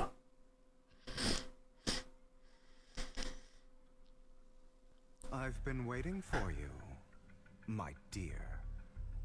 It seems you've already grown accustomed to this place, even turning the tables on me. Just as you said, you are me, and I am you. There's no such thing as having an advantage over oneself. We are ultimately one and the same, forever inseparable. Then you should know what I want to say. When you and Lycon split, you didn't even try to clear up the misunderstanding, didn't deny or argue against what he said. Because you realized that deep down, he was right about you. You just hadn't acted on it yet. Some people live only to bring more suffering into this world. Sometimes, murder is what brings justice back into this world. For that, I must stain these hands in blood. That's right. Just like what you said before you faked your death. Were those words really just an act? To slay the dragon, you must first become one with sharp claws, rending fangs, and strength enough to destroy anything. You know the truth better than anyone. If you hadn't hesitated, and instead seized the first opportunity to kill your father, none of what followed would have happened. Innocent civilians wouldn't have died. Your partner wouldn't have lost an eye and both legs trying to save people. And Mockingbird would have never gotten to that point. You can save more people. Save good people. Save more lives than the evil ones you take. I've spent countless hours in regret over that incident. So why not submit to your true nature? You want to be the judge, jury, and executioner of this world. And you can. I wasn't responsible for Father's death. The true mastermind is my uncle, Hartman. His schemes to kill the head of the family were all so he could take control. Mockingbird was simply unlucky enough to get caught up in it. So, for a behemoth like the Ravenlock family, with its roots so deep, a single person's death, regardless of who that person is, wouldn't change anything. Of course, whether it's Tops, the Mayflower family, or even the entire world, it's actually all the same. I refuse to be dragged down by pointless hatred any longer. You foolish, stubborn idiot. Do you understand the power of hatred? Have we not come this far precisely because of it? Or are you going to follow Lycon and Jack's twisted logic? Come on. You don't actually trust anyone? Otherwise, why would you hide this whole scheme of faking your death from them?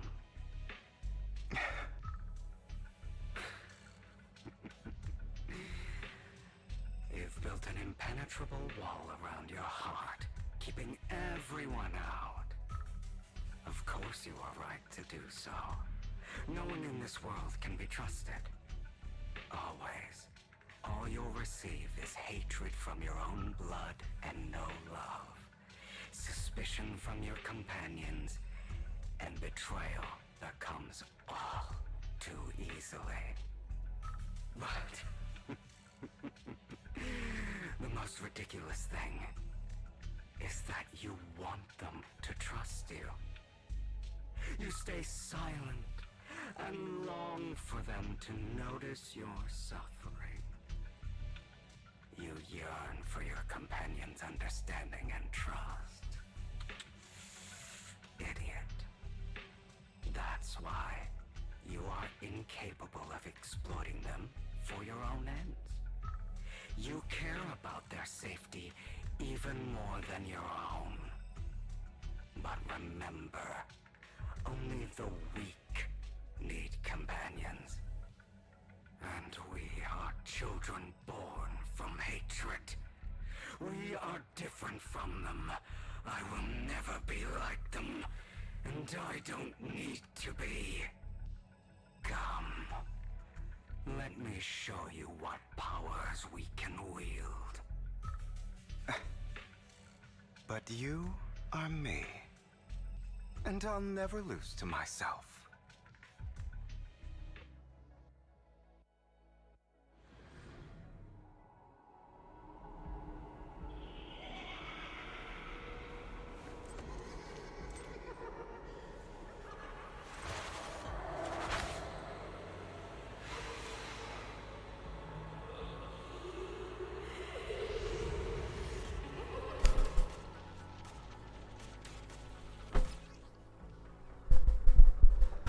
Looks like it's time to fight. When an EX special attack or ultimate hits a stunned enemy, the totalize effect is triggered. This effect triggers... This effect increases the skill's damage multiplier based on the enemy's remaining stun duration at the moment of activation. After triggering totalize, the enemy will immediately recover from stun, and a certain amount of days will be inflicted based upon remaining stun duration.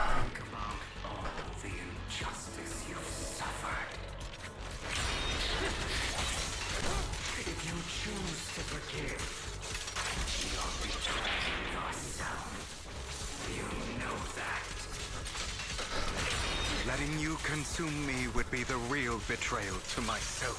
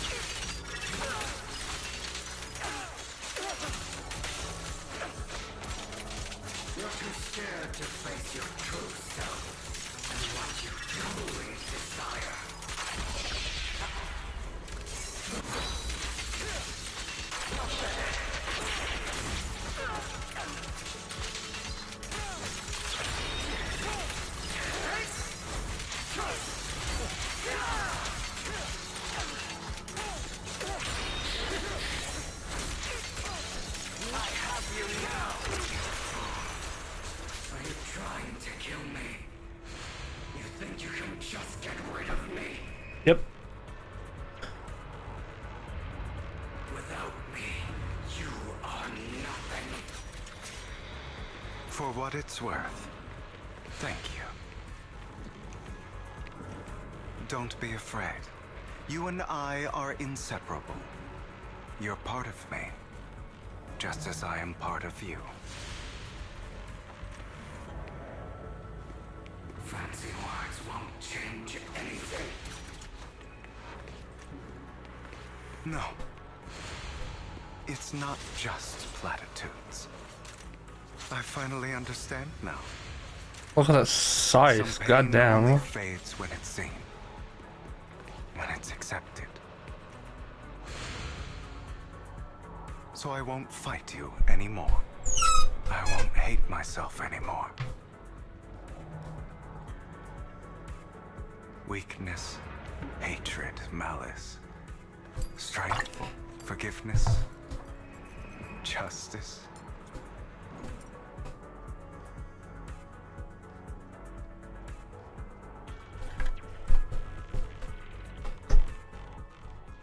Finally, it's time to meet up with Lycon.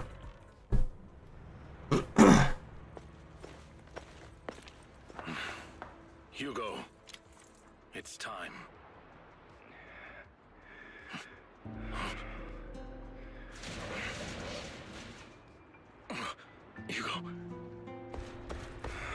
Hugo, you... Did I scare you? I made it through. I won. No praise for me, my dearest partner.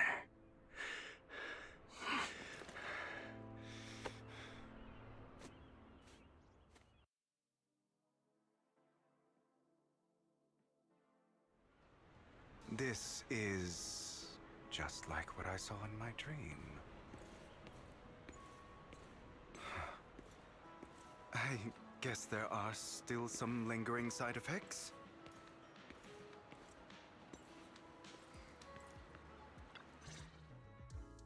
Ah, my former partner. You're still as punctual as ever. Are you sure you're fully recovered?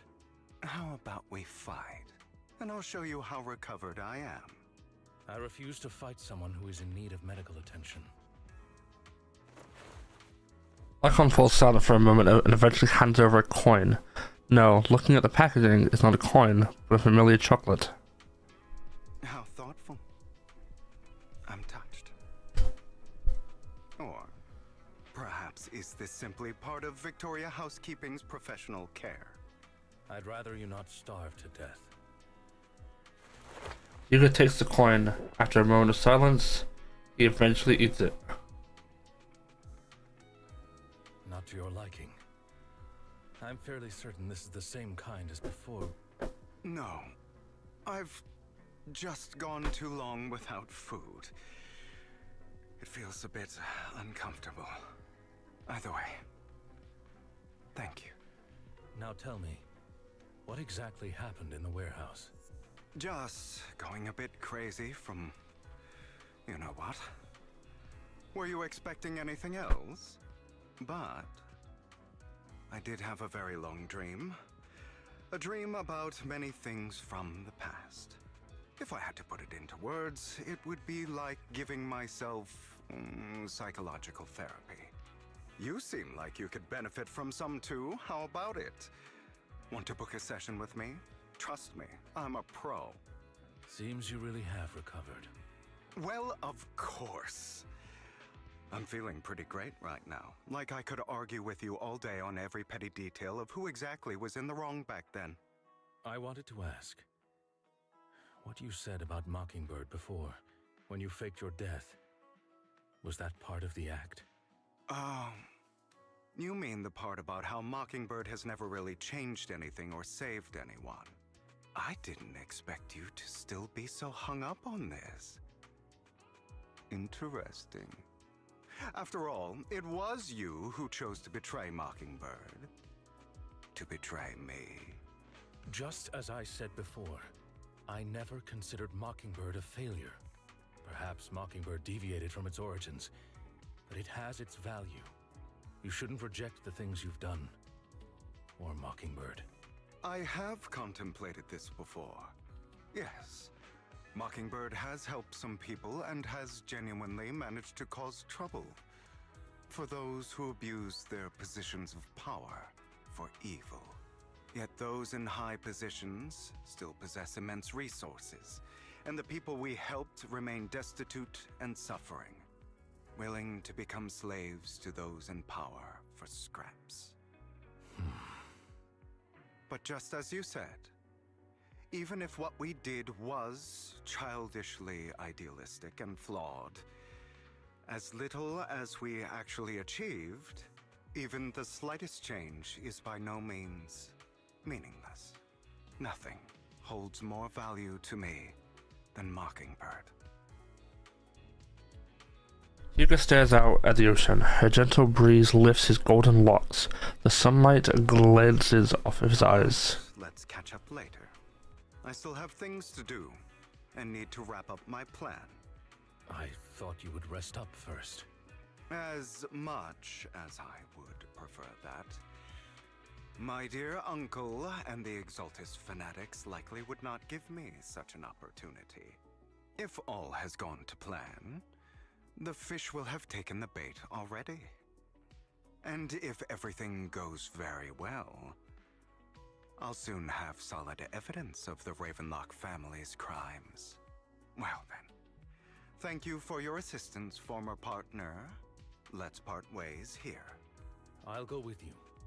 Lycon, surely you don't think that because I just recovered, I'm too weak to deal with those useless fools.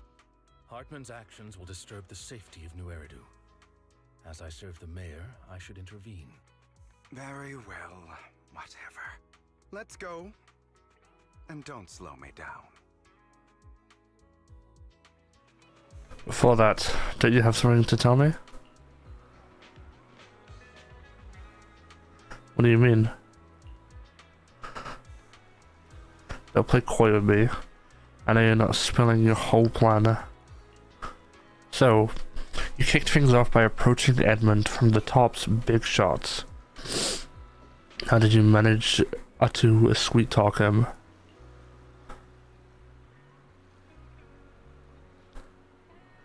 I'm a bit of an illegitimate child, but I still have that Ravenlock family blood running through my veins. Funny enough, this Lord Edmund thinks direct lineage is way more noble than the side branches, which is absolutely laughable. So I played his arrogance to my advantage. And let's be real, I had some juicy intel to swap with those high rollers, but that's Mockingbird secret, so I can't let any outsiders in on it.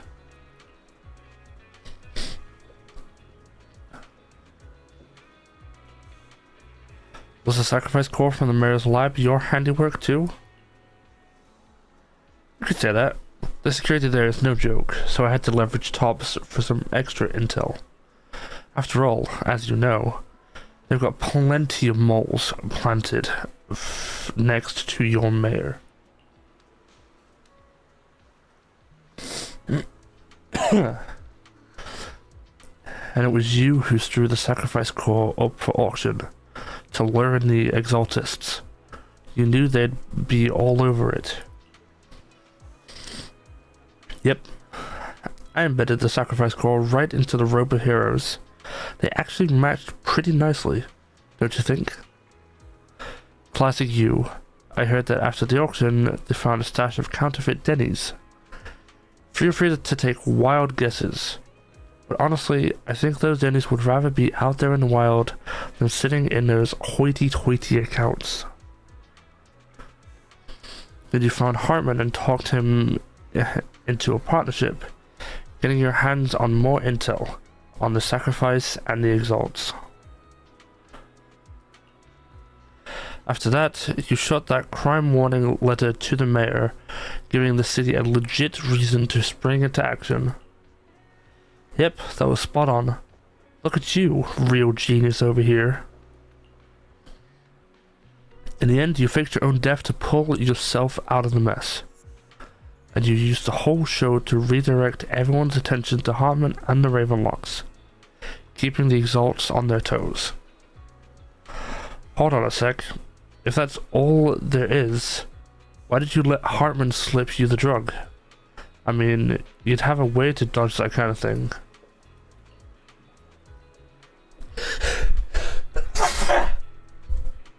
Oh god. Lycon, I've got something I've been keeping under wraps. Actually, I've teamed up with your beloved mayor. What? When it comes to stopping the Exalts, the mayor and I are on the same wavelength, so we can totally collaborate. What you should be wondering is why he didn't clue you in on this. The man must have his own reasons. If you can convince yourself of that, more power to you. Just know, if you ever want to swing back to Mockingbird, you can come beg me. I'll make sure to turn you down gracefully. Alright, enough chit chat. We got bigger things to do with.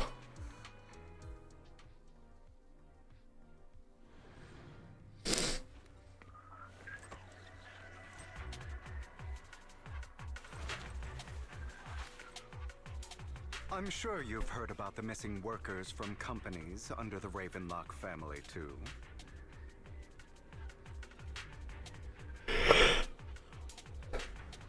Will you walk in the light? I know where they are.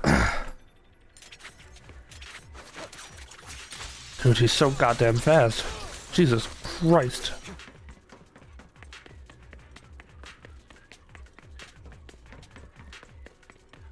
Those are Ravenlock's men.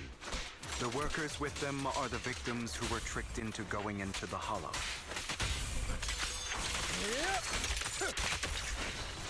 Damn. You untied the workers. Thank goodness someone's here to save us. Thank you. You're welcome. So, could you tell us what those Ravenlocks did to you before they ran off? They're a bunch of liars. They tricked us into this hollow. They said they had a job with high pay for us, but they kept avoiding the topic after we got here. Something didn't seem right, so I wanted to leave. But then they showed us their true colors. They tied us all up and showed us that they were going to ship us off somewhere. They didn't make you take any weird medicine, did they? Medicine? No. But it wasn't just us they tricked. Another group went that way. I see. Here, take this carrot. There's an exit nearby. You should get out of here as soon as possible. I can't thank you enough. Let's go, Hugo. We must save the rest of them. You sure are eager.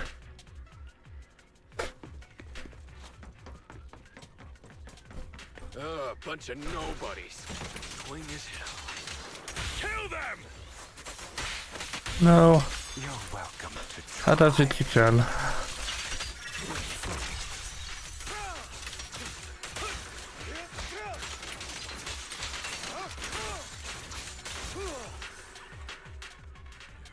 And just like that.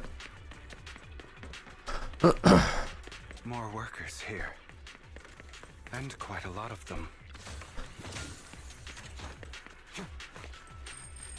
You untie the workers. Who are you? Your saviors. Thank you. Thank you. I had a bad feeling about that group from the start.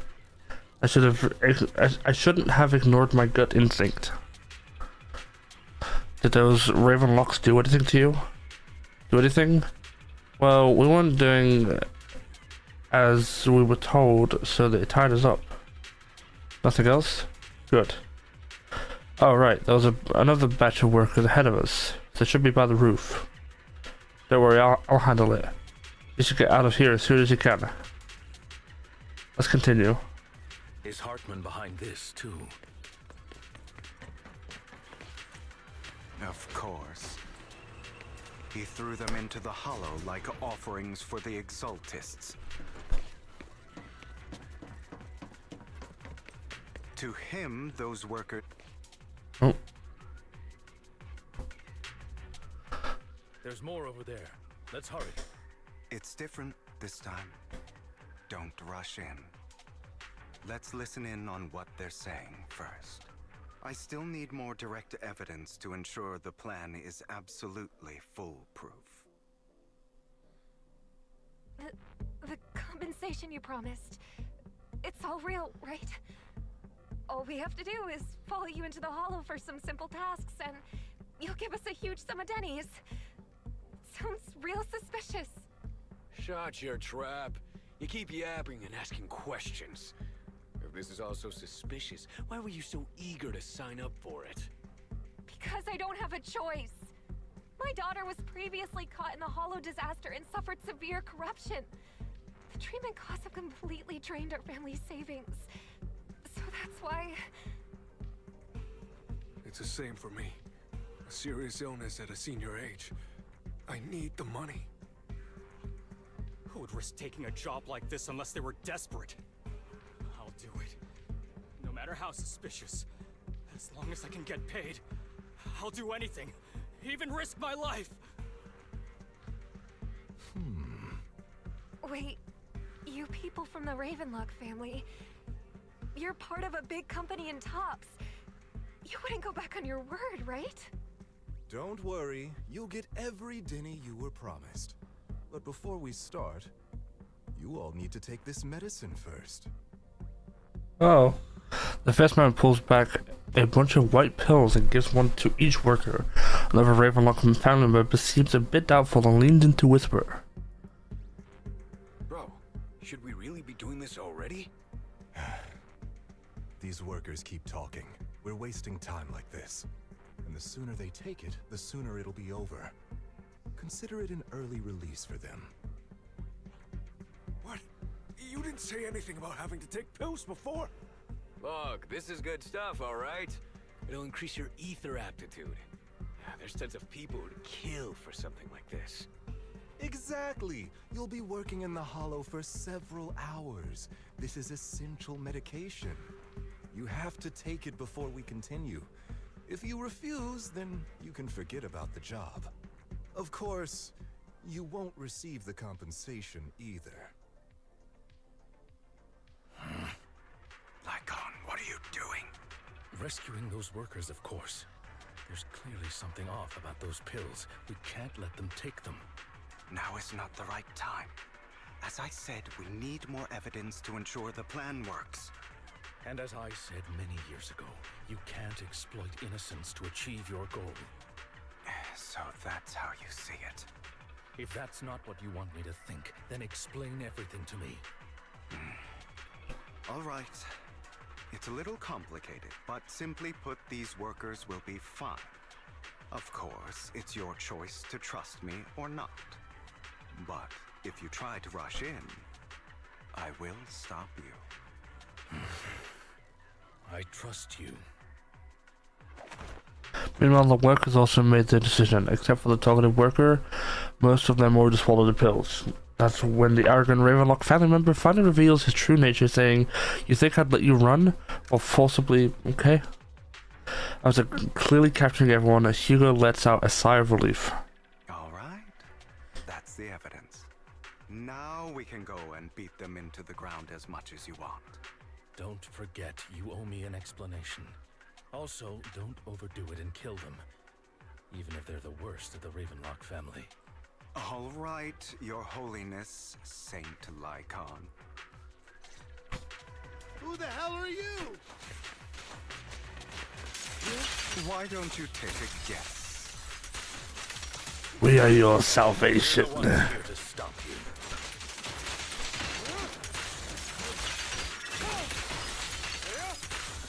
To be honest, I think I prefer the way you used to fight. Oh my god. You had a lot more aggression. Order and madness. I've merely learned to control my strength. Damn.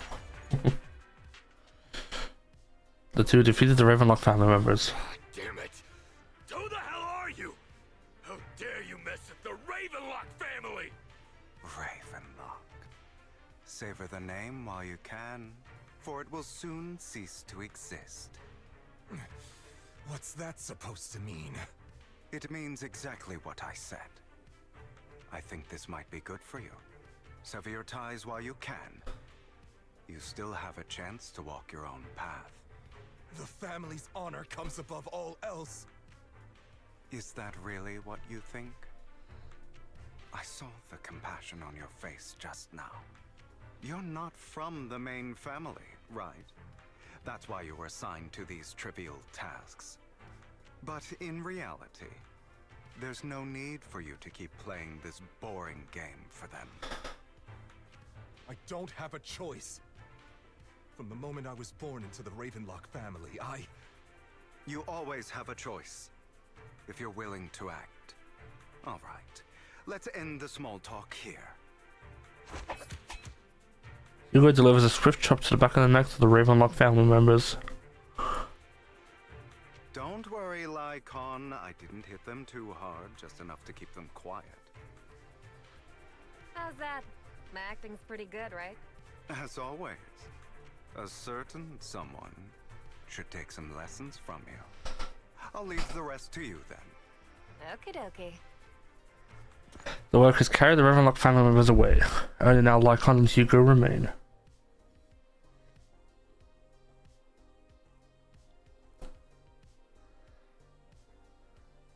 Okay, now can you tell me exactly what's going on here? As you can see, that worker just now was actually an informant of mine. The pills were swapped out with vitamin tablets. Outside of this batch, some workers have already taken the actual substance Hartman has. But rest assured, the antidote for it is already in development. I found the best in the field to help, and with the data I collected before, we should have results soon. I wanted to ask. The reason you decided to lock yourself in a room and endure the effects of the drug, besides getting evidence, it was also to collect data on this drug in order to create an antidote, correct? It seems you're not completely beyond hope. I thought you were just being stubborn. Sometimes I wonder if you know me at all. Then, I have one last question. Why did you never tell me any of this back then? The truth is, I heard everything. That entire conversation between you and Jack. Before he passed away in that small attic. When Jack called you aside and gave you those warnings. When he told me you might go down the wrong path? That's right. You never said anything. What would I even do? Scream and rage over your suspicions, or get on my knees and beg for you to trust me? You know there's no way I'd allow myself to do such a thing. Besides, back then, even I was confused about myself. Jack, he... It's all in the past. You don't need to explain anything to me. Enough. We should get going. If we're going to reminisce over the past, we should find a more suitable location.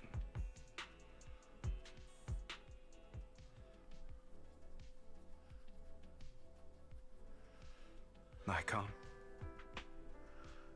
that incident back then, I didn't do it. It was a scheme Hartman devised to take over the family. It was Hartman who killed my father, too. I only discovered the truth long after the fact.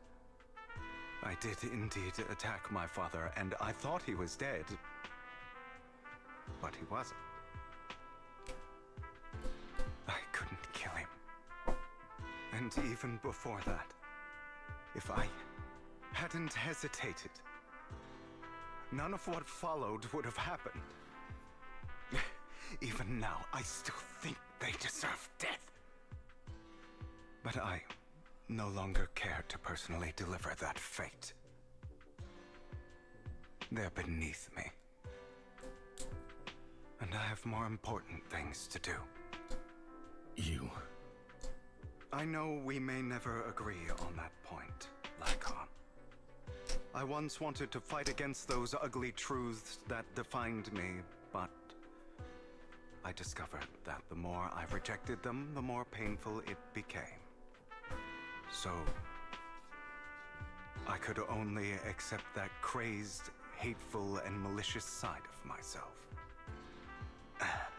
As long as I know I will never become like my father, like Hartman, that is enough for me.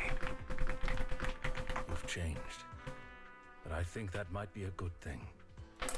Don't patronize me. You've changed a lot too, compared to before. I still disagree with Jack's words, and I won't forgive your betrayal. I will walk the path I believe is right, even if I must tread over thorns and through the mud.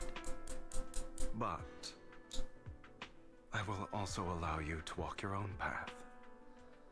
Lycon. Should I say thank you? You're welcome. Come to think of it, we haven't talked about your legs and eye. It was just an accident, not your fault. I'm doing well now. I hope you are too. On the contrary, perhaps I should be the one apologizing. I misjudged you. I used to think you wanted power, that everything you did was for your own ambitions. I thought you wanted the power to pass judgment on all in this world like a god. I am a god. I am my own god.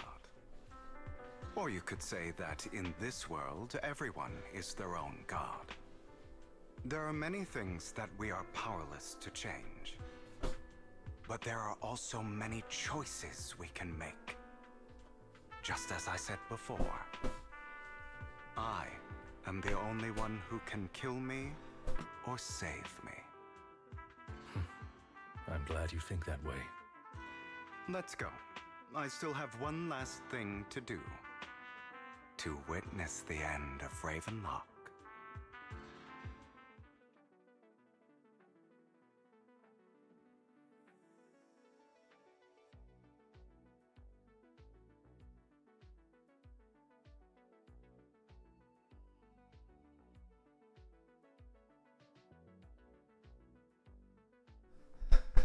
As Hugo recounts the process of gathering evidence, Hartman, unable to listen any longer, slams the table in anger. You really think you can take my place if I die? Never, you filthy bastard! Your little tricks mean nothing. As long as the Ravenlock family stands, I can still get back on my feet. You still don't get it, do you? This was never about avenging my father. And I don't care about taking your place. I didn't come this far just to kill you. That'd be pathetic. Right on cue. Why don't you take a look at this, Uncle?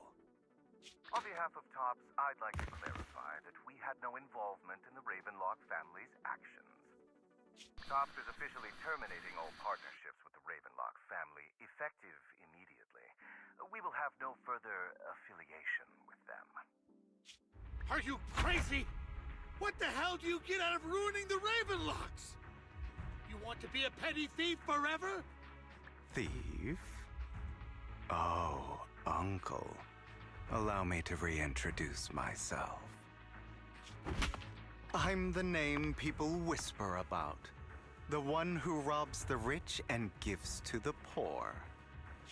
I'm the master con artist who can fool anyone, anytime. I'm the leader of Mockingbird. The one who turns every headline into my own stage.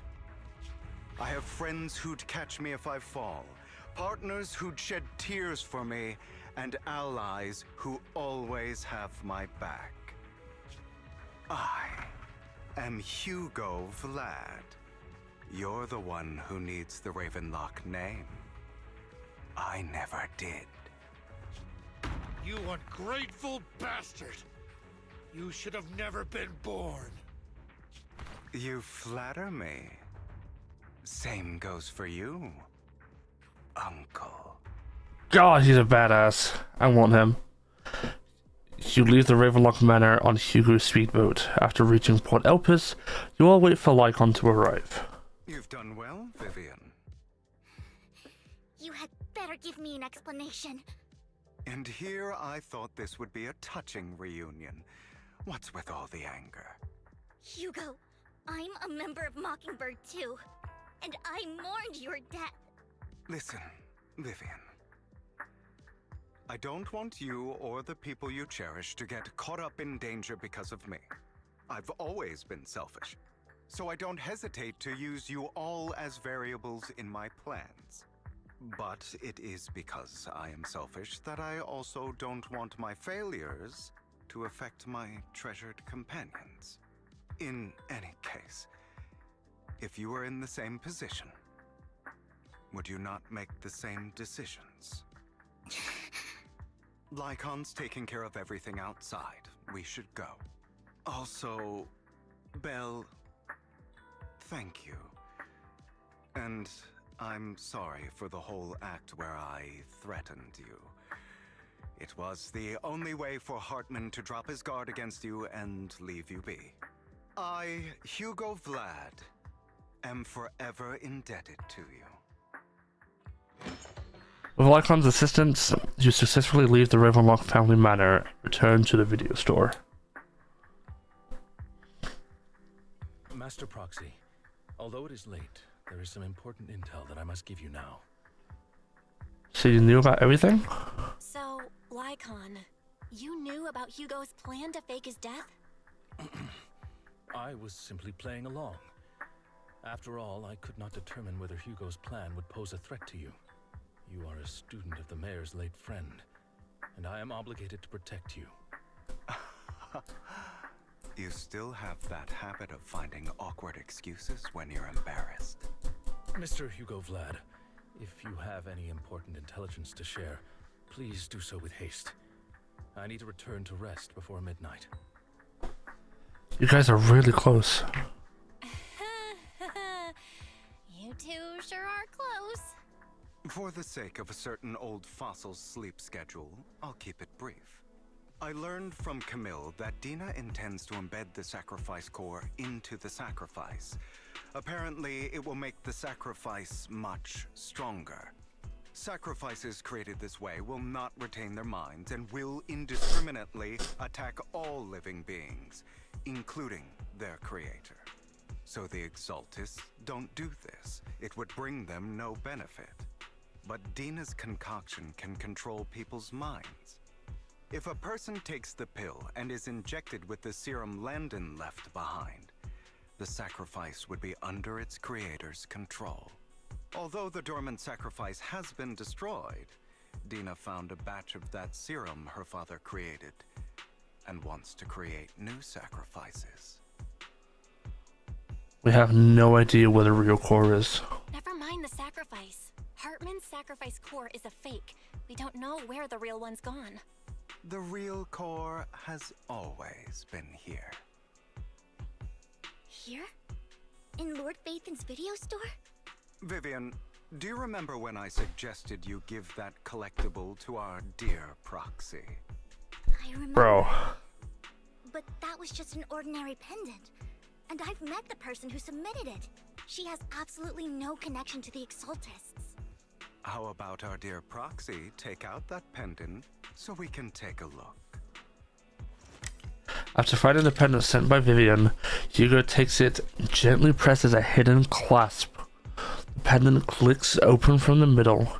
Inside is the sacrifice core. And there it is. Gasp. I'll take your surprised expressions as a compliment for my little trick. I will hand over this core to the mayor as agreed, since he fulfilled his promise to protect Vivian and the manager while I was pretending to be dead. I won't go back on my promises. No wonder the mayor would promote rhetoric favorable to Mockingbird. I can't believe I thought he was actually being sincere. We don't need to worry about the sacrifice core now. Since we have the sacrifice core, all we have to do now is stop Dina from using innocent people to make more sacrifices. Yes, and we need to destroy the last batch of Landon's serum. Hopefully with no options left, Dina will give up her obsession. All right, that's the important stuff. I'm going to go and confirm where Landon's serum's been stashed. I'll contact you again once I have something. What's wrong, Lycon? When you're in a rush to get back and rest, you act like you're going to turn into a werewolf after midnight or something. How are you feeling now? Relax, I'm not kicking the bucket just yet. But you look a bit more run down than before. Just getting over something nasty, that's all. Risking your neck like that wasn't exactly smart.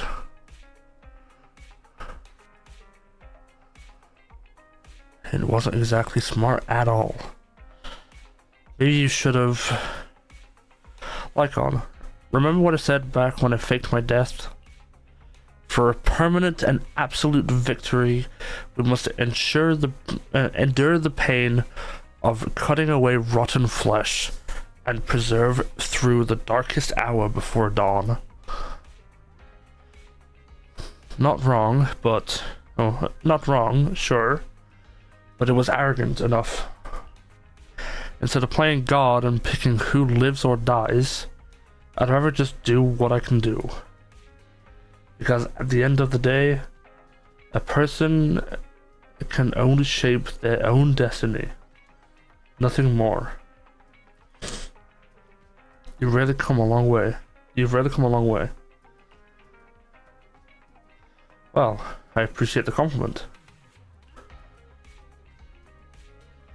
Hugo, you've got a lot of explaining to do. No more secrets. I will. I'll lay it all out. Promise. After a little chat, Lycon, Hugo, and Vivian say their goodbye and take off. Back in your room, you drift off into a deep, nice sleep. Well, Hugo sent a message earlier. There's new progress on the sacrifice situation. They found a large batch of unused sacrifice serum. He wants us to be their guide.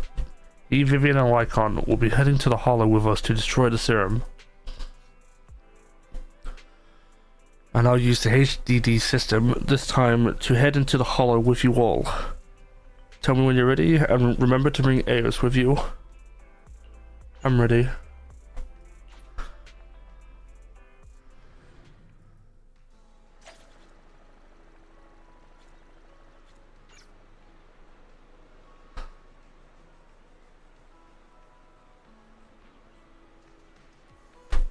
Oh, itchy nose. Jesus Christ.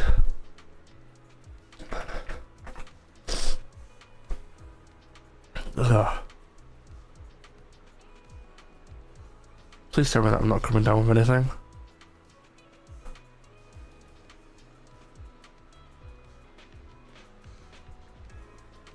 Ugh.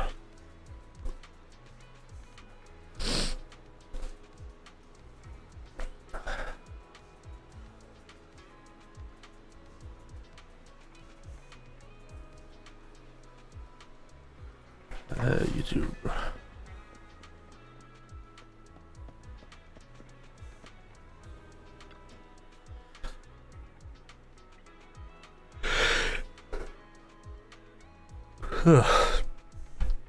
Dear managers, you're here. Having two Lord Phaethons leading the way for me must be the luckiest person alive. Oh my fucking god.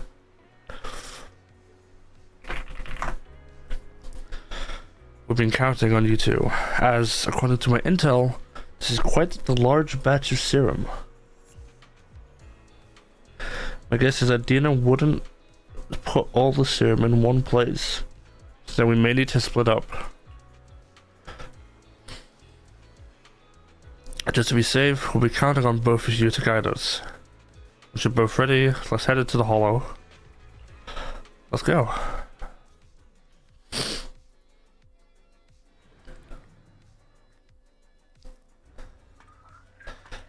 Hey, Viv. Landon Landon's stash should be somewhere nearby. I did some digging. Some of the missing workers were brought here too.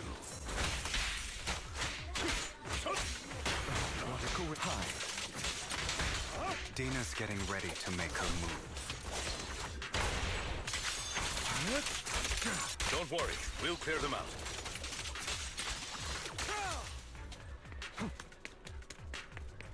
Bro, like, why is this even a place if like nothing's gonna be here?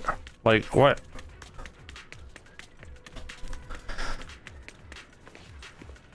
Like, that's gonna move. They're trying to destroy the goods. Stop them!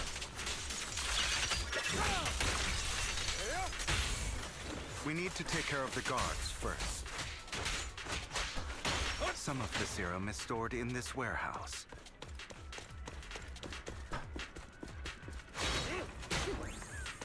You're not taking anything from here. Hugo, get the guards first.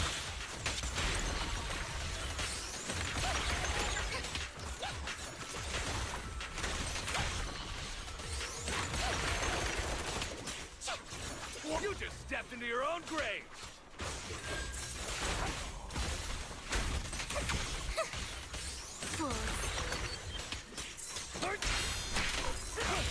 I'll write the ending to your nightmare. A deep clean.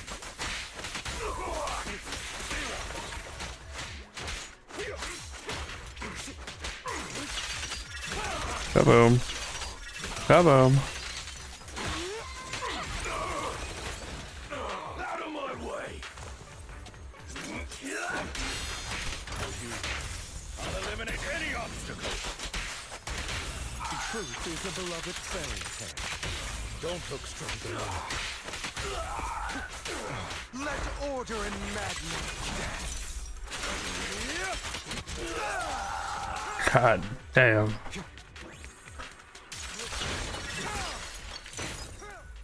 More of Landon's serum survives than expected. Fortunately, since they're still here, it means Dina hasn't executed the final step of her plan. There's likely a lot more stashed around here, and we have yet to locate the missing people. Our actions here won't go unnoticed. Perhaps they're making plans to deal with us on their side. With Landon and Dina's concoctions combined, she may be capable of creating a sacrifice that obeys her. If it comes to that, this will get far more troublesome. How about splitting up?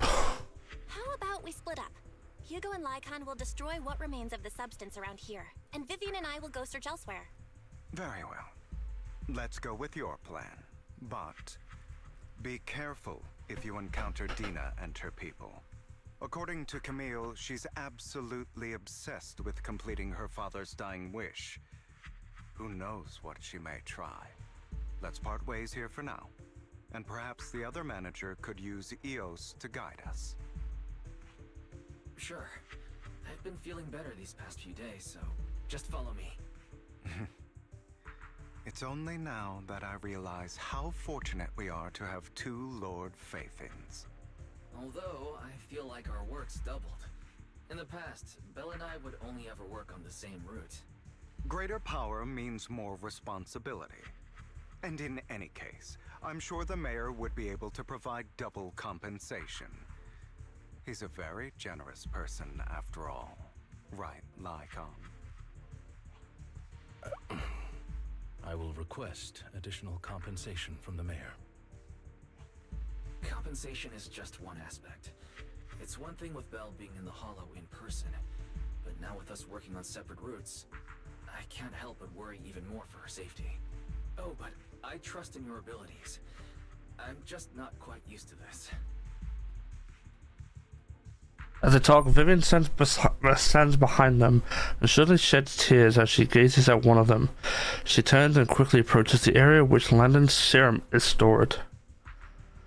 Vivian recalls the tears she shed when looking at Phaethon and the destiny she saw. Lord Phaethon. Vivian closed her eyes as if making a decision, then okay, That was immediate. This time, I will make sure the future I saw does not come to pass. I don't want to bring you misfortune. That's all I wish for.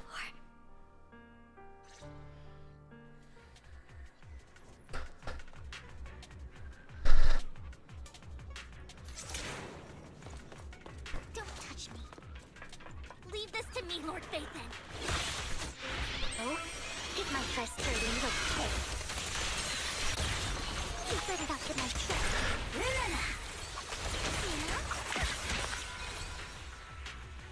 I'm fucking floating. I'm a floater. Lord Vathan, there might be more serum here. Don't touch me. How dare you steal from Lady Dina? I'll try to go easy on you. No promises. There are containers by the fissure. There's a fish.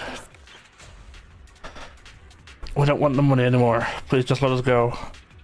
I don't think I'm going to make it. Just end my pain, please. We're here to save you. Are there any other captives?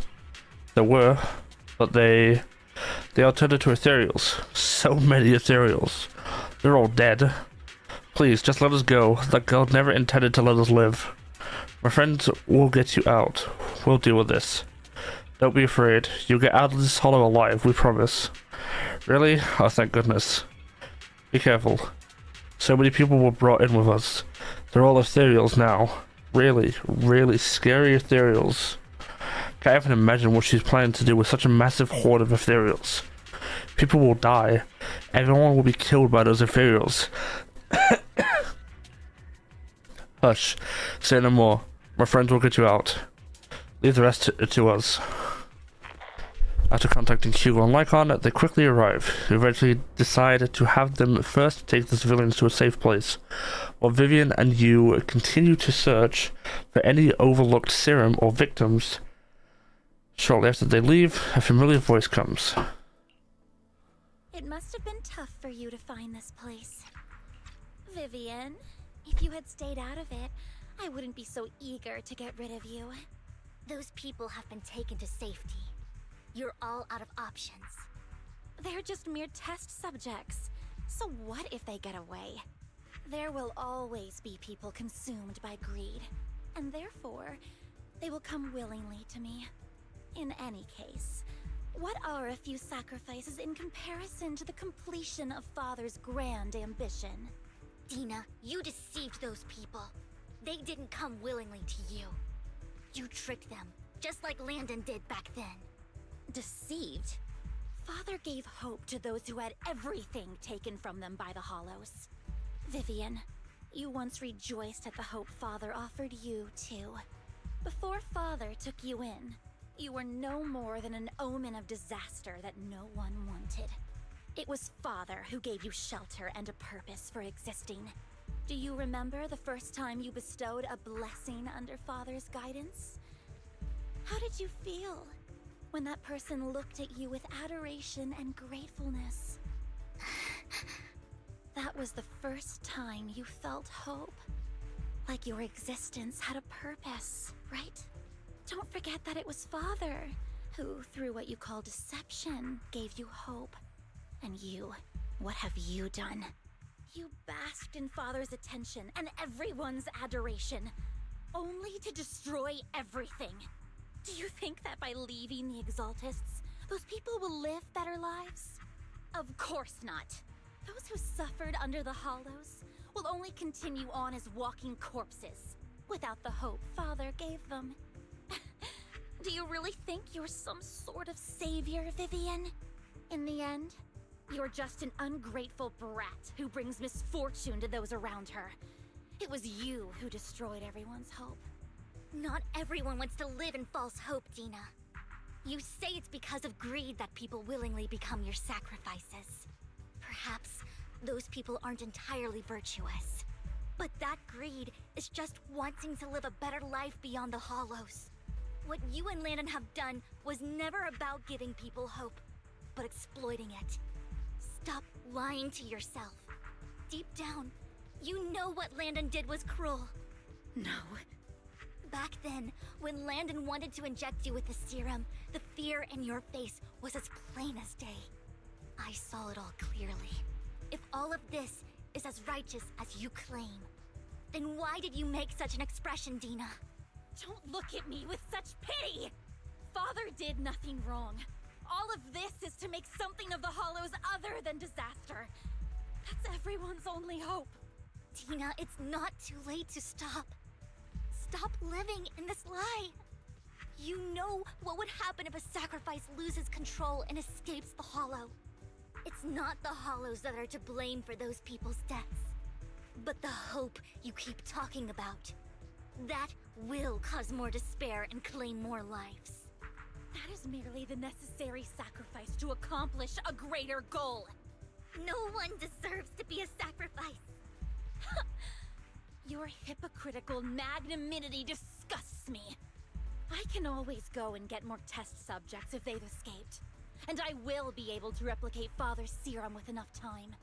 With you gone, I'll be able to complete Father's gift to the Creator and fulfill his last wish. Camille, release the failed subjects. Lady Dina. Camille, are you going to do what you did before? You keep saying you'll follow the Creator, but it's all lies. Lady Dina, the Hollows took my family from me. I understand that there's no way to get back what I've lost. It was Lord Landon who told me that the Creator would guide me. One day, Hollows will no longer be disasters. Everyone will be able to survive inside them. I look forward to the day when this hope becomes reality. I watched you grow up, and I know that you've always looked up to your father. He gives you hope, and I destroyed that hope with my own hands. I know the pain of loss, so I've always felt guilty. I want to atone for the hope I destroyed. But Dina, I don't want to ruin more lives, and I don't want to continue watching you destroy yourself. Vivian is right. Not everyone wants to live in false hope. So, please, stop. Camille, are you abandoning me too?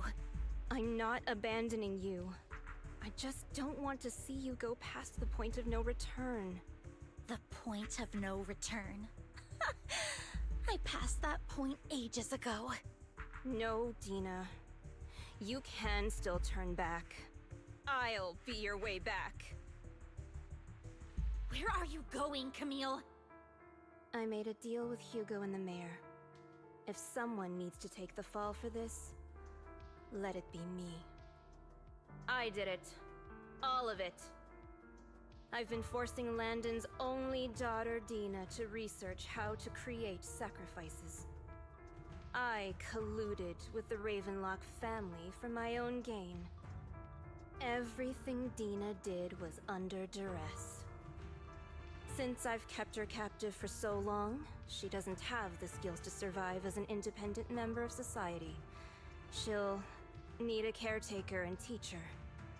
Someone who will look after her and educate her. No! I refuse, Camille! I refuse to accept this! Dina, I'm going to dispose of those failed subjects. I won't allow it! You'll die! I won't allow it! You can't leave me. I command you!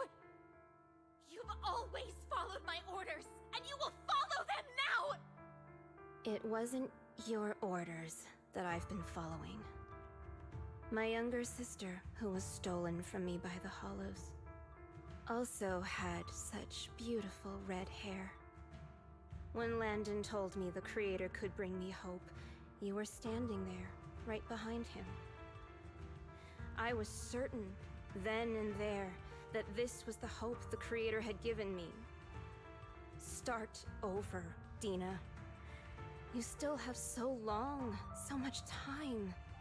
You'll make friends, find people who love you, and make many beautiful memories.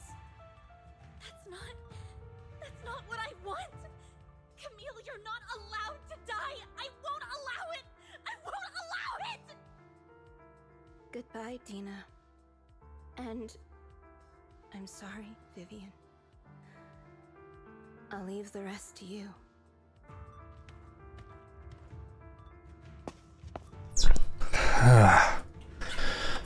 Camille resolutely walks towards the fissure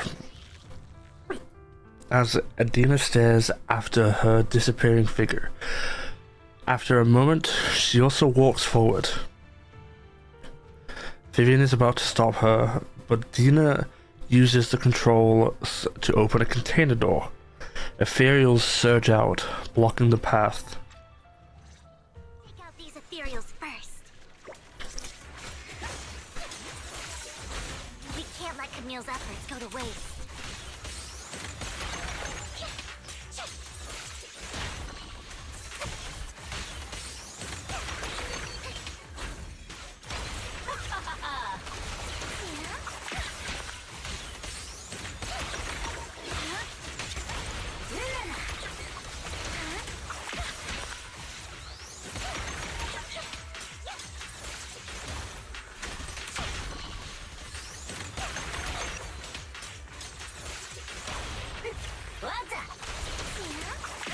Let's go after Dina, Lord Phaethon.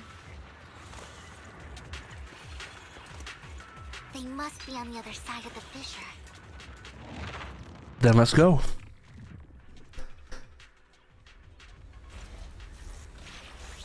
What's up, bitch?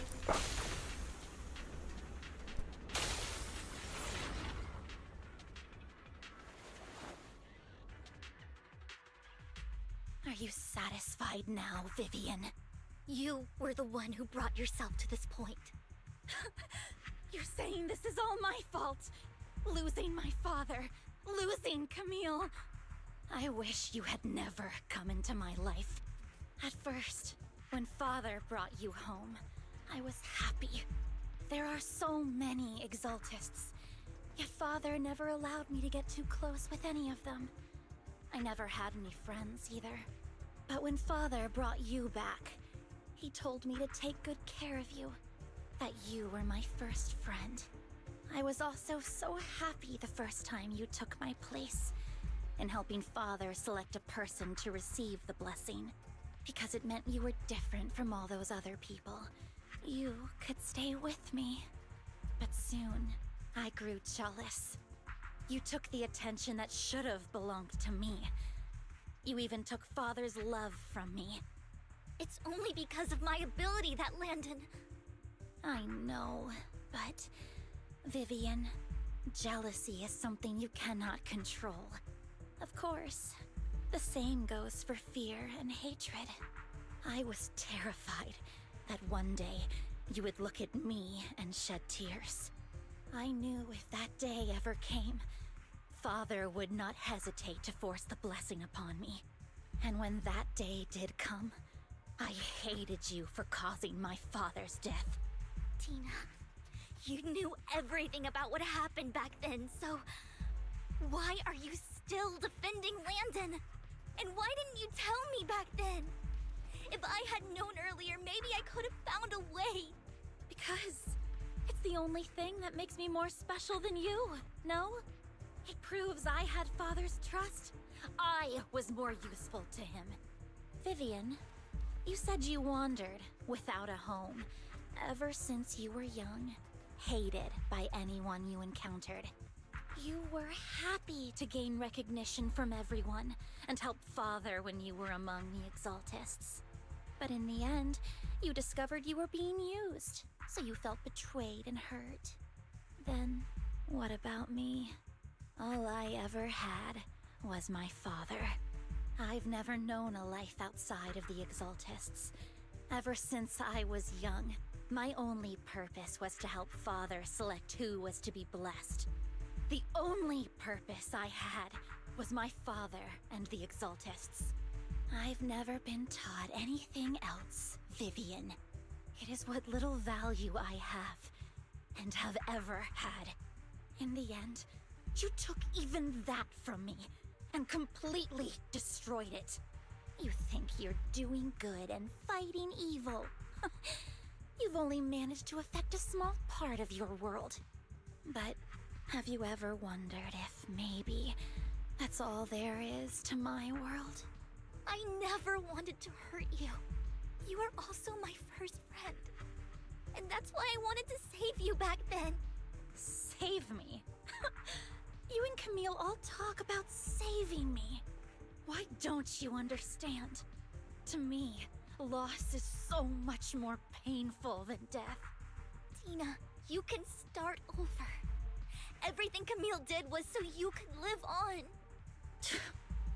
Let's leave the Hollow together.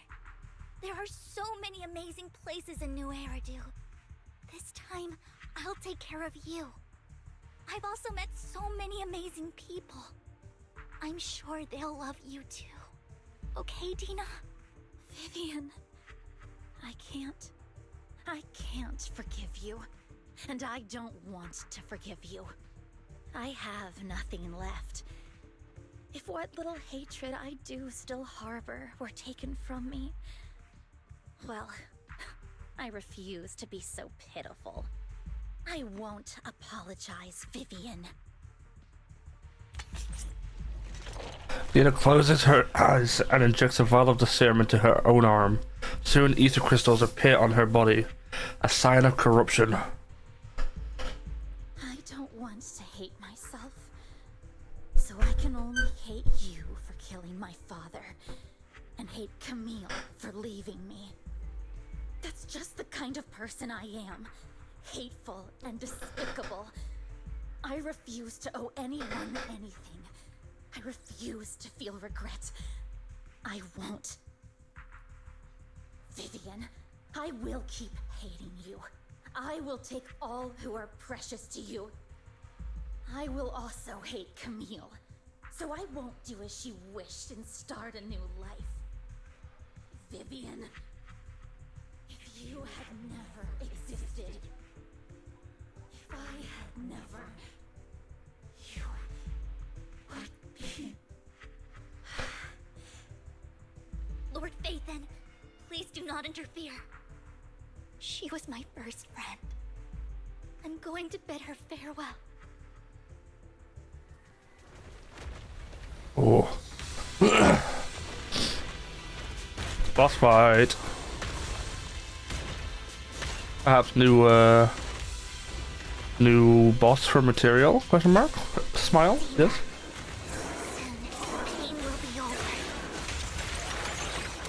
Lord Phaethon, don't come any closer.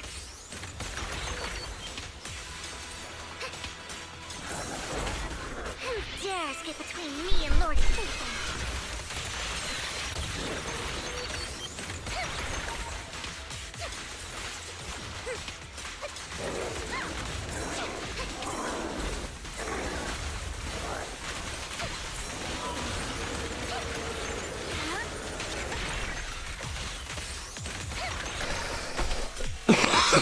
Fuck.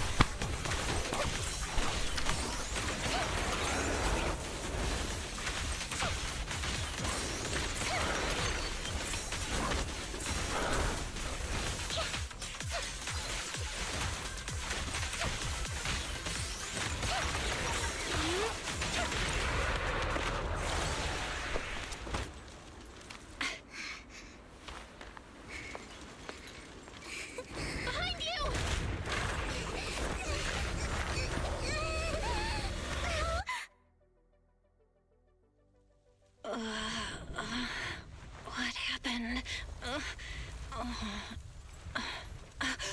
What the...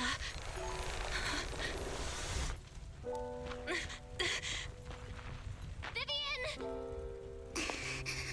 Belle, don't come near me. This is my own choice. No.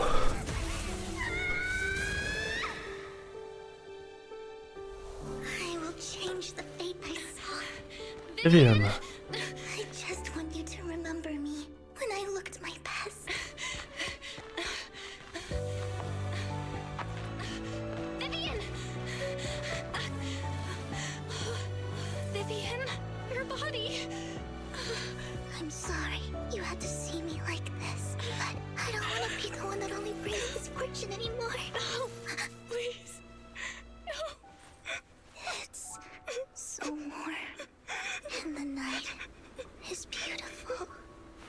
No, dude.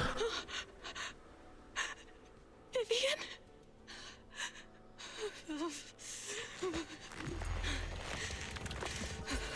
No.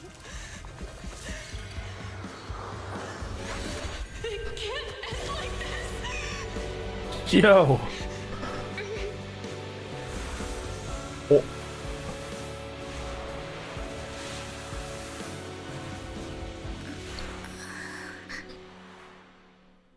What?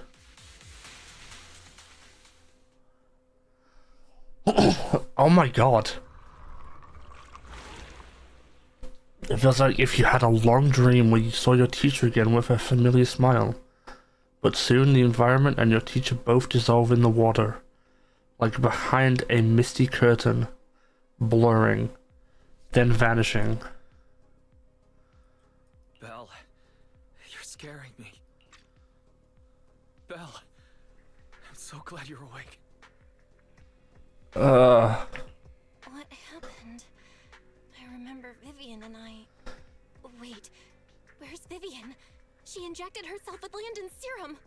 Hugo and Lycon brought you out of the hollow. You were in a coma and... I'm so glad you're safe. And you said Vivian used the serum on herself? But she looked fine to me, barring a couple of scratches. Hugo sent a message earlier saying he got her checked over, and she was alright. Can you recall what happened? You were in dire straits. The situation was dire, so Vivian used the serum on herself to defeat the ethereals. I saw the crystallization process starting to occur. And I can't describe it, but I think I saw something. At the time, all I was thinking about was wanting to remove the crystals from Vivian. I don't even know what I did. But then I passed out. Wait, do the twins not know about their powers? When I led Hugo and Lycon there, it was just you and Vivian lying on the ground.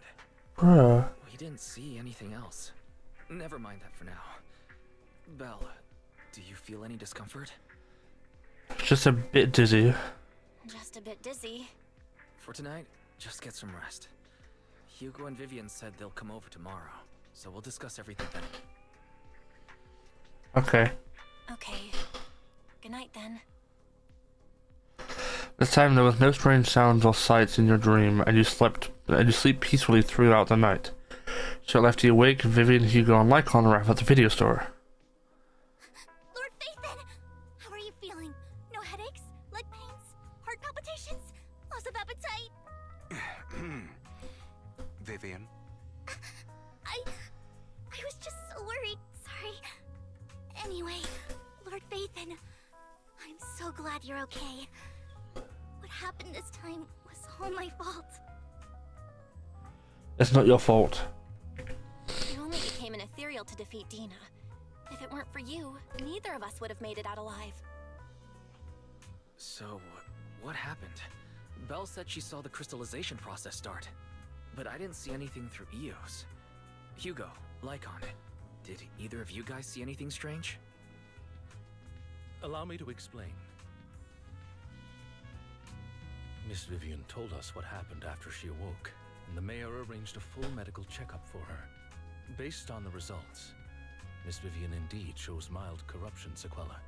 But if the crystallization process had already started, the lingering effects should be far more severe.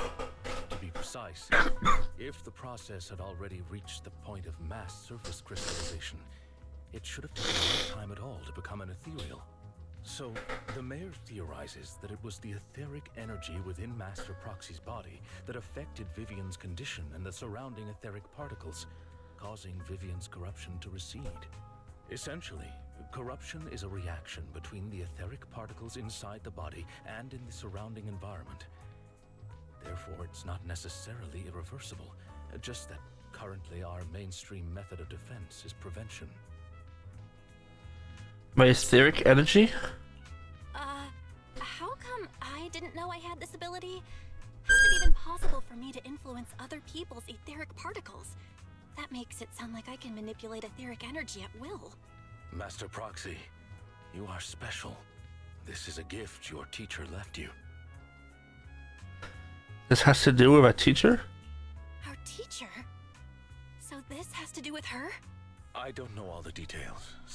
explain everything to you. My apologies. However, Miss Yixuan might be able to answer some of your questions. She will visit you sometime soon, so please feel free to ask her any questions you may have. She has an eccentric personality. If she causes you any inconvenience...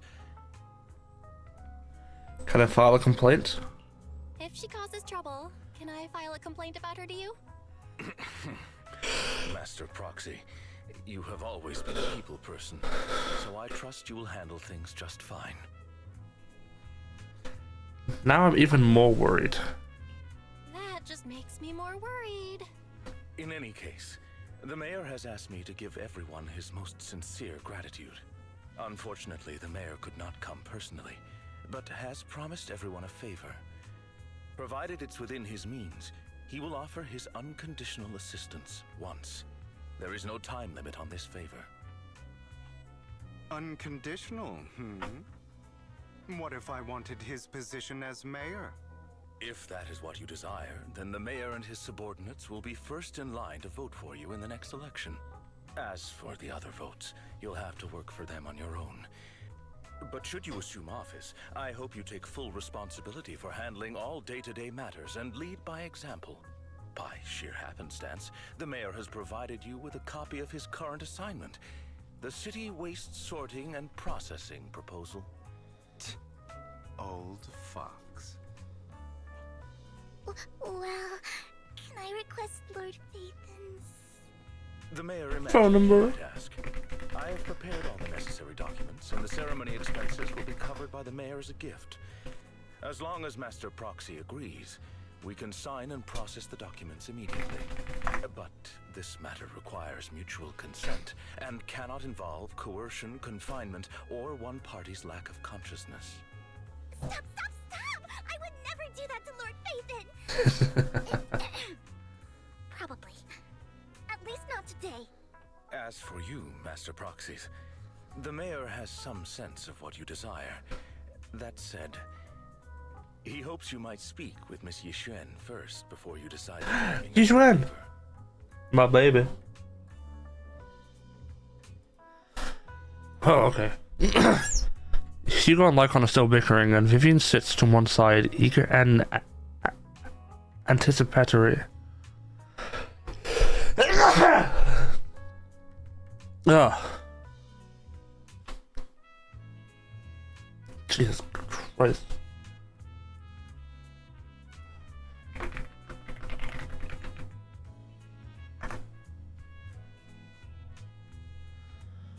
As always, you can smell the aroma of noodles from your neighboring noodle shop and hear snippets of Elfie's music from her store. Thank goodness. Time goes on, but there will always be friends by your side. After eating, Hugo, Lycon, and Vivian take their leave.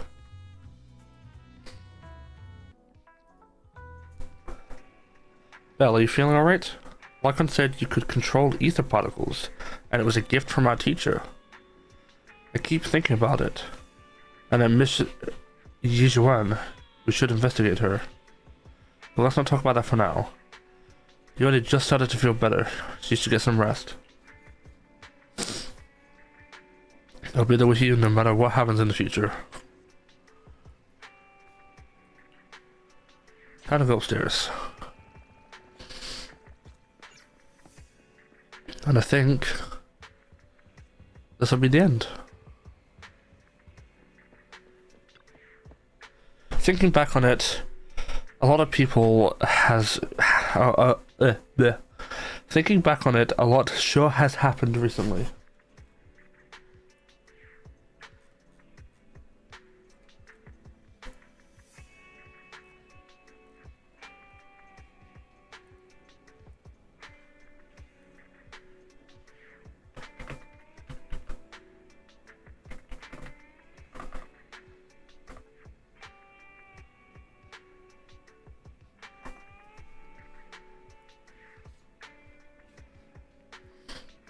But can I really control etheric energy?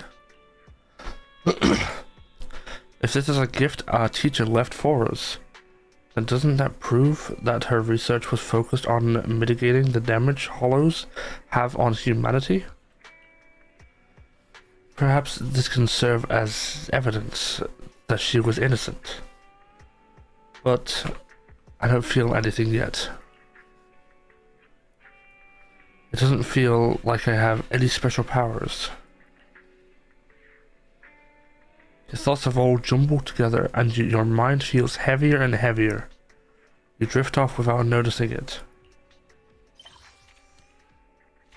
And we're done.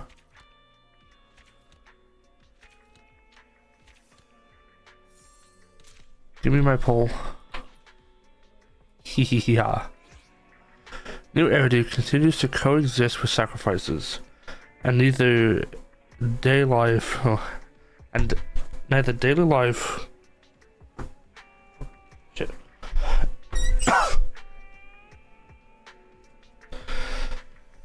And neither daily life nor hidden crises ever cease. These stories on the distant horizons are surely exciting, but one should also cherish each passing day, present or past. One day they'll become memories worth holding on to. And that looks to be about it. Apparently we can speak to Wise about something.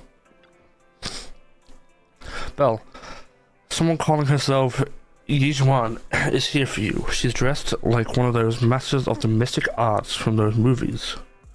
Do you know her? I do. She saved Vivian and I when we encountered some ethereals before. Wise, do you remember what the mayor said before? That he'd bring in a Void Hunter ranked special investigator to help us adjust to our ether aptitude. Yijuan is that investigator. I see. No wonder she has such a unique presence. According to her, we have good feng shui, and 6th Street is geomatically blessed and a good place to live too. That makes sense. Really? Yeah. She looked so serious. It didn't sound like just empty flattery. You weren't here when she came in earlier. I asked if she wanted to stay and wait, but she said she wanted to take a look around, and you could talk once you were free. If you have time now, she should go find a Belle. Buggy. Go to the newsstand. There she is. Hello, Banana Mama. I did not expect that such a spiritual entity would exist here. It appears this street is a geomantic gem. This is Howl. A spiritual entity? His name is Howl, and I guess you could say he's a neighbor of mine. Is there something special about him? No, I was simply a bit surprised. It's rare to find such an intelligent individual of this breed. Don't underestimate huskies. Even huskies can be really smart. Howl is proof. You're right. Yet, being overly intelligent comes at a price. It must stay here for prolonged periods of time, parted from its owner and unable to move about freely. Both a blessing and a curse. However, it seems quite happy. We've strayed a bit off topic. Since you're back, let's discuss our partnership.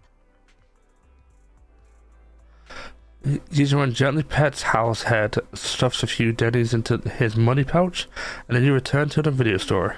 Nice job. Good calculation, excellent layout. Very suitable for a business. Your bamboo here are also very energetic. It seems your fortune is good when it comes to wealth. Didn't expect you to understand feng shui. Thank you for your blessings. But who exactly are you? I suppose this is our first official meeting since parting ways in the Hollow. Now that both of you are present, allow me to reintroduce myself. My name is Yi Xuan, a mystic from Yunquei Summit.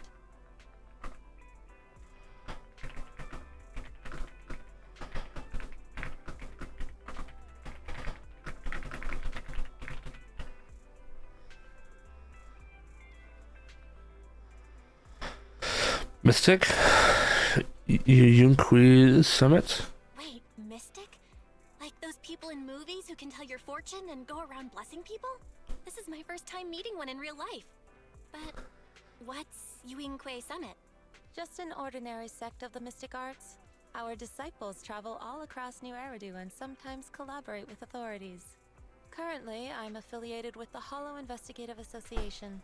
Right now, however, I'm here to discuss a partnership in the name of the Mayflowers. What kind of partnership? So, what sort of partnership are we talking about? I have reviewed the documents provided by the Mayflowers. You previously underwent an implant surgery. After recent adjustments, abnormalities occurred. These abnormalities bear resemblance to the craft practiced by us at Yuinkwe Summit. If you are willing, I can teach you how to better control your abilities. To better control my abilities? It sounds great, but there's no such thing as a free lunch. Since you're willing to teach us your craft, Shifu, you must want something in return, right? That's right. Mayflower will have you join me for some investigations.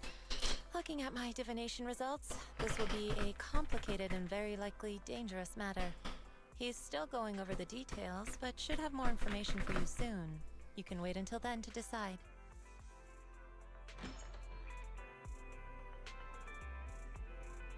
Let's leave it at that. The weather is nice today. Perfect for going out. Dude, her bird looks insane.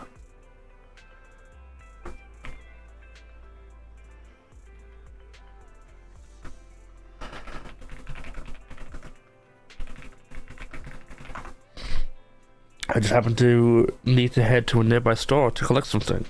If you're free, how about coming with me? We have a long path ahead of us, so it would be good to take the opportunity to learn more about each other's ways and methods.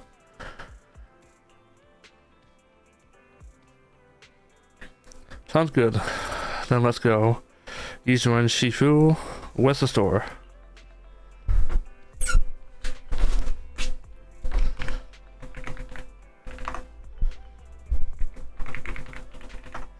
It's at Lumina Square. It's called Bouillon. I know the store. But hasn't it closed for ages now? Is that okay, Shifu? It matters not. Whatever the situation, let's head over first. It's been ages since I last came to the Yanis Quarter.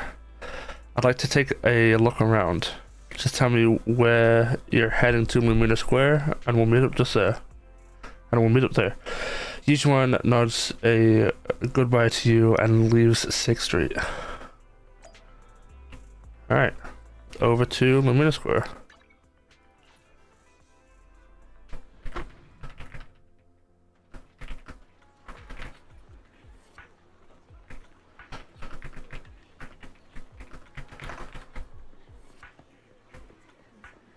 She has a lot of fans.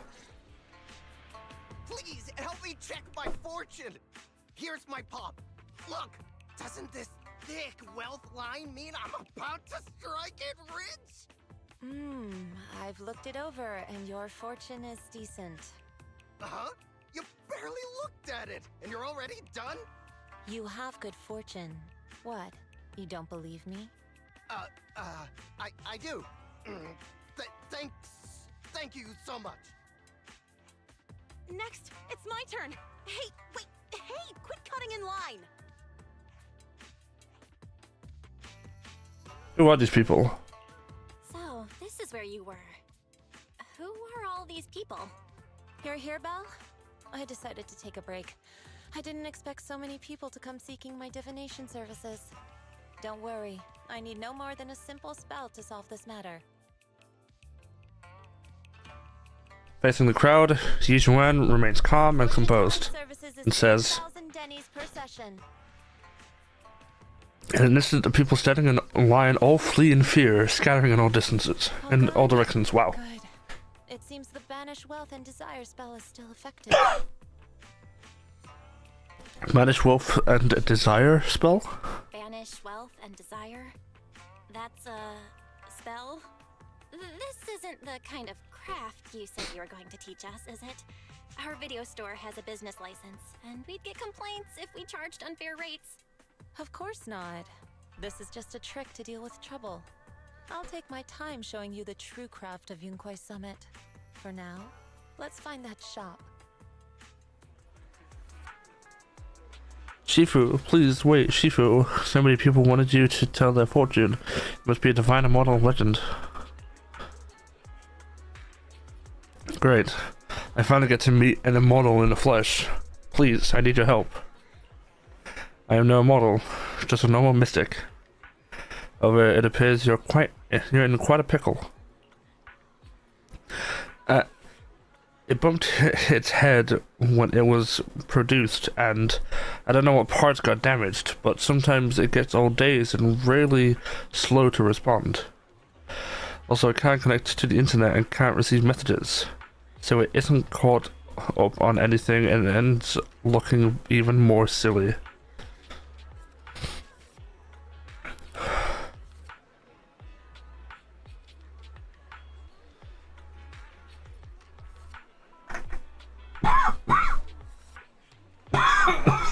Fuck. Other bamboo keep mocking it, and it's got a short temper, so it's always fighting other bamboo about taking it to a repair store. No, it's afraid it can't be repaired and will get scrapped, so it refuses to go for repairs. But it likes watching those movies with immortals who catch demons, so it wants to learn mystic arts. If you try and convince it, it might agree to be repaired. So you wish to use the mystic arts as a cover to convince it to get repairs. It shouldn't be difficult. Well, do you know any place nearby that does repairs? Let me check it over first. There's no need for that. I can check it over first. If there's no major hardware issues, I could do some debugging and adjustments.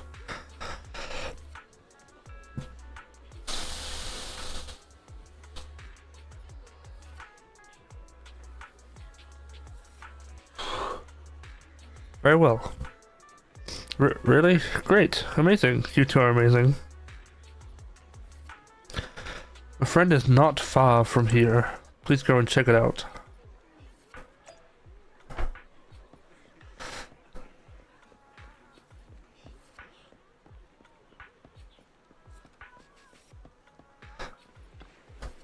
Hello, Cece.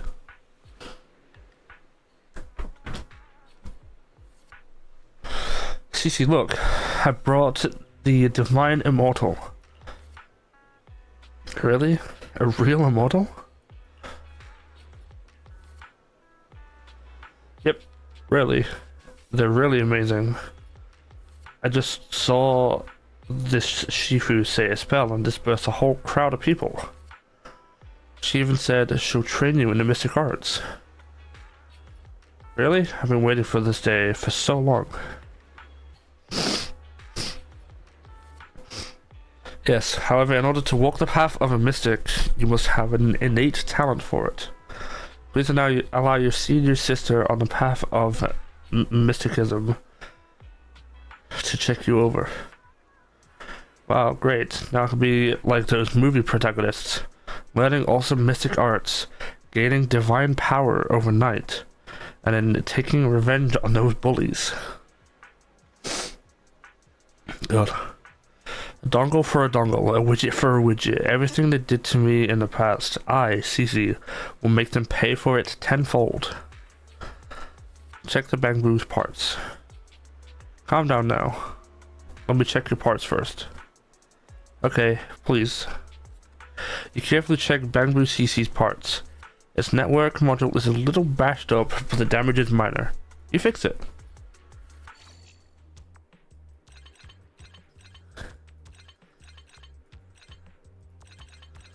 Oh, like that, like that, like that, I think.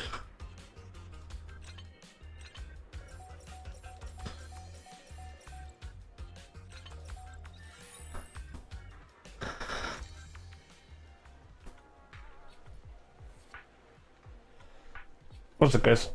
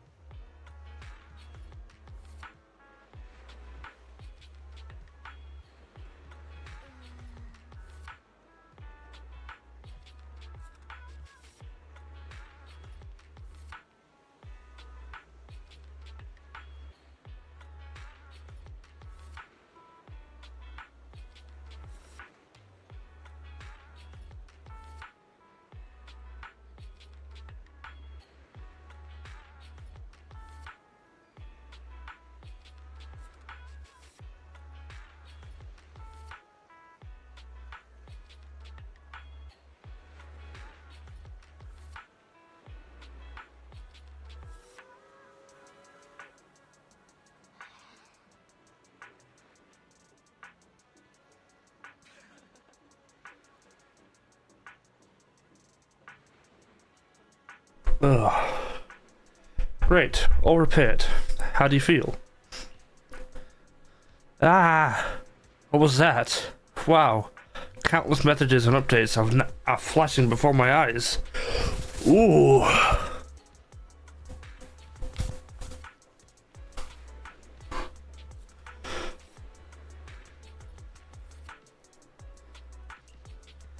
Could this be? Is that what they call enlightenment? Whoa, amazing. I've been enlightened. Enlightenment.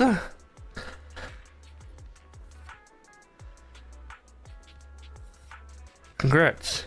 You are now connected to the internet. Thank you. Thank you. Please be my mentor, my official Shifu.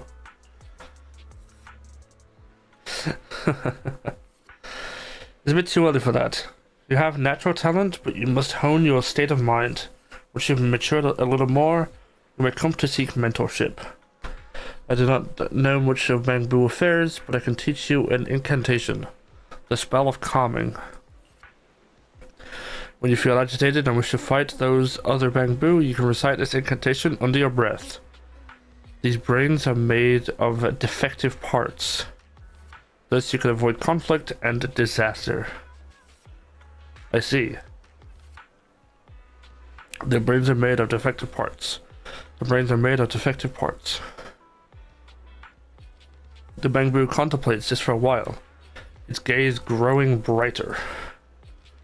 That's so amazing. As I recite this spell, those bully Bamboo don't seem so irritating anymore. Thank you for teaching me the spell of calming, Shifu. It really works. You're welcome.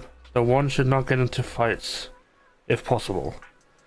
If you must, be sure to win the fight. Understand? Understood. Thank you, Shifu. Thank you, Shifu. Both Shifu. Thank you both for helping us. Since you're all alright now, it's time for us to take our leave. Well, let's head to that store. Yishun Shifu. The store is right up ahead. Yes, this is the place. Ah, this is the one. Seems like it's closed. Seems it's closed. Another wasted trip. Not necessarily. 1 second, please. Yizuan walks to the door, gently knocks 3 times in rhythm, and then slips a note through the door. A moment later, someone coughs and cracks open the door, passing something to Yizuan. Is someone inside? Huh? Is there someone inside? Relax. The boss prefers to do business with people they know. They like their peace and quiet, so they rarely open for customers.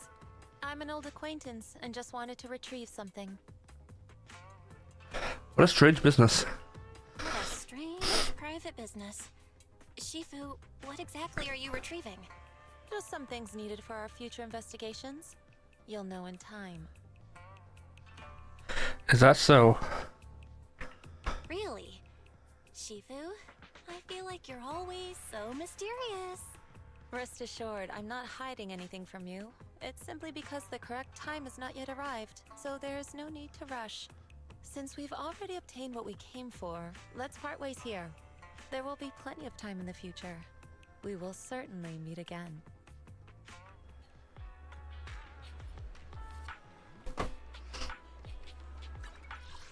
Back to the HDD. Hey, buddy.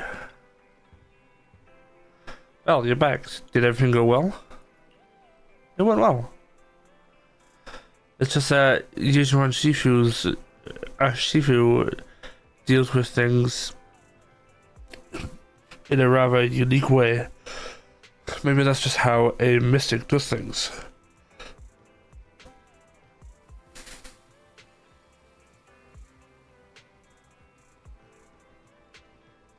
I see. Well, do you think what Yizhuan Shifu claimed is real? Learning mystic arts and whatnot? It sounds like it came straight out of a movie. Are we going to be like those movie protagonists who use talismans to defeat ethereals and magical rays to suppress hollows? Movies are made up. It definitely would be as exaggerated as a movie, but I don't think Yizhuan Shifu is lying. She really did display mystic powers back in the hollow. I see. Well, I trust your judgment.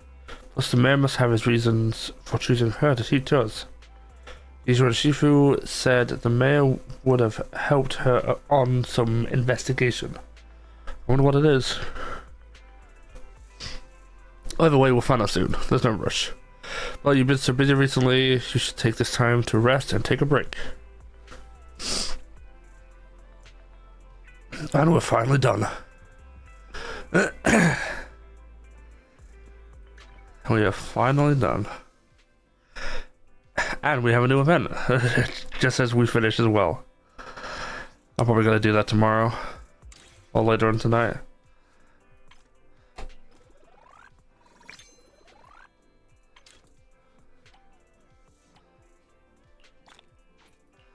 One, two, 3, 4, 5.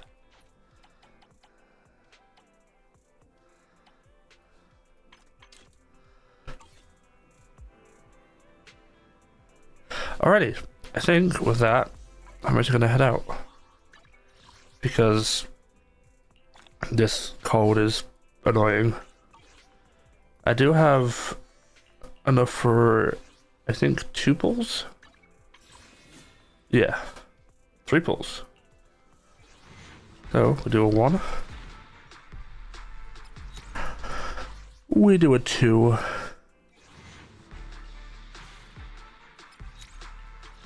And then we do a 3. And we lose all 3 of them. Yep, all bees. So yeah. That'll do it for today. I'm gonna head out.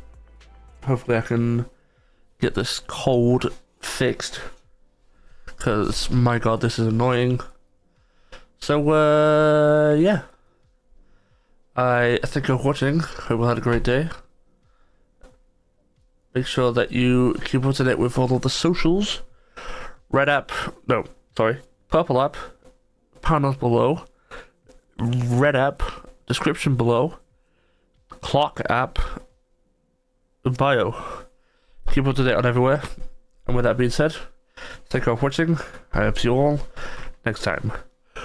Goodbye.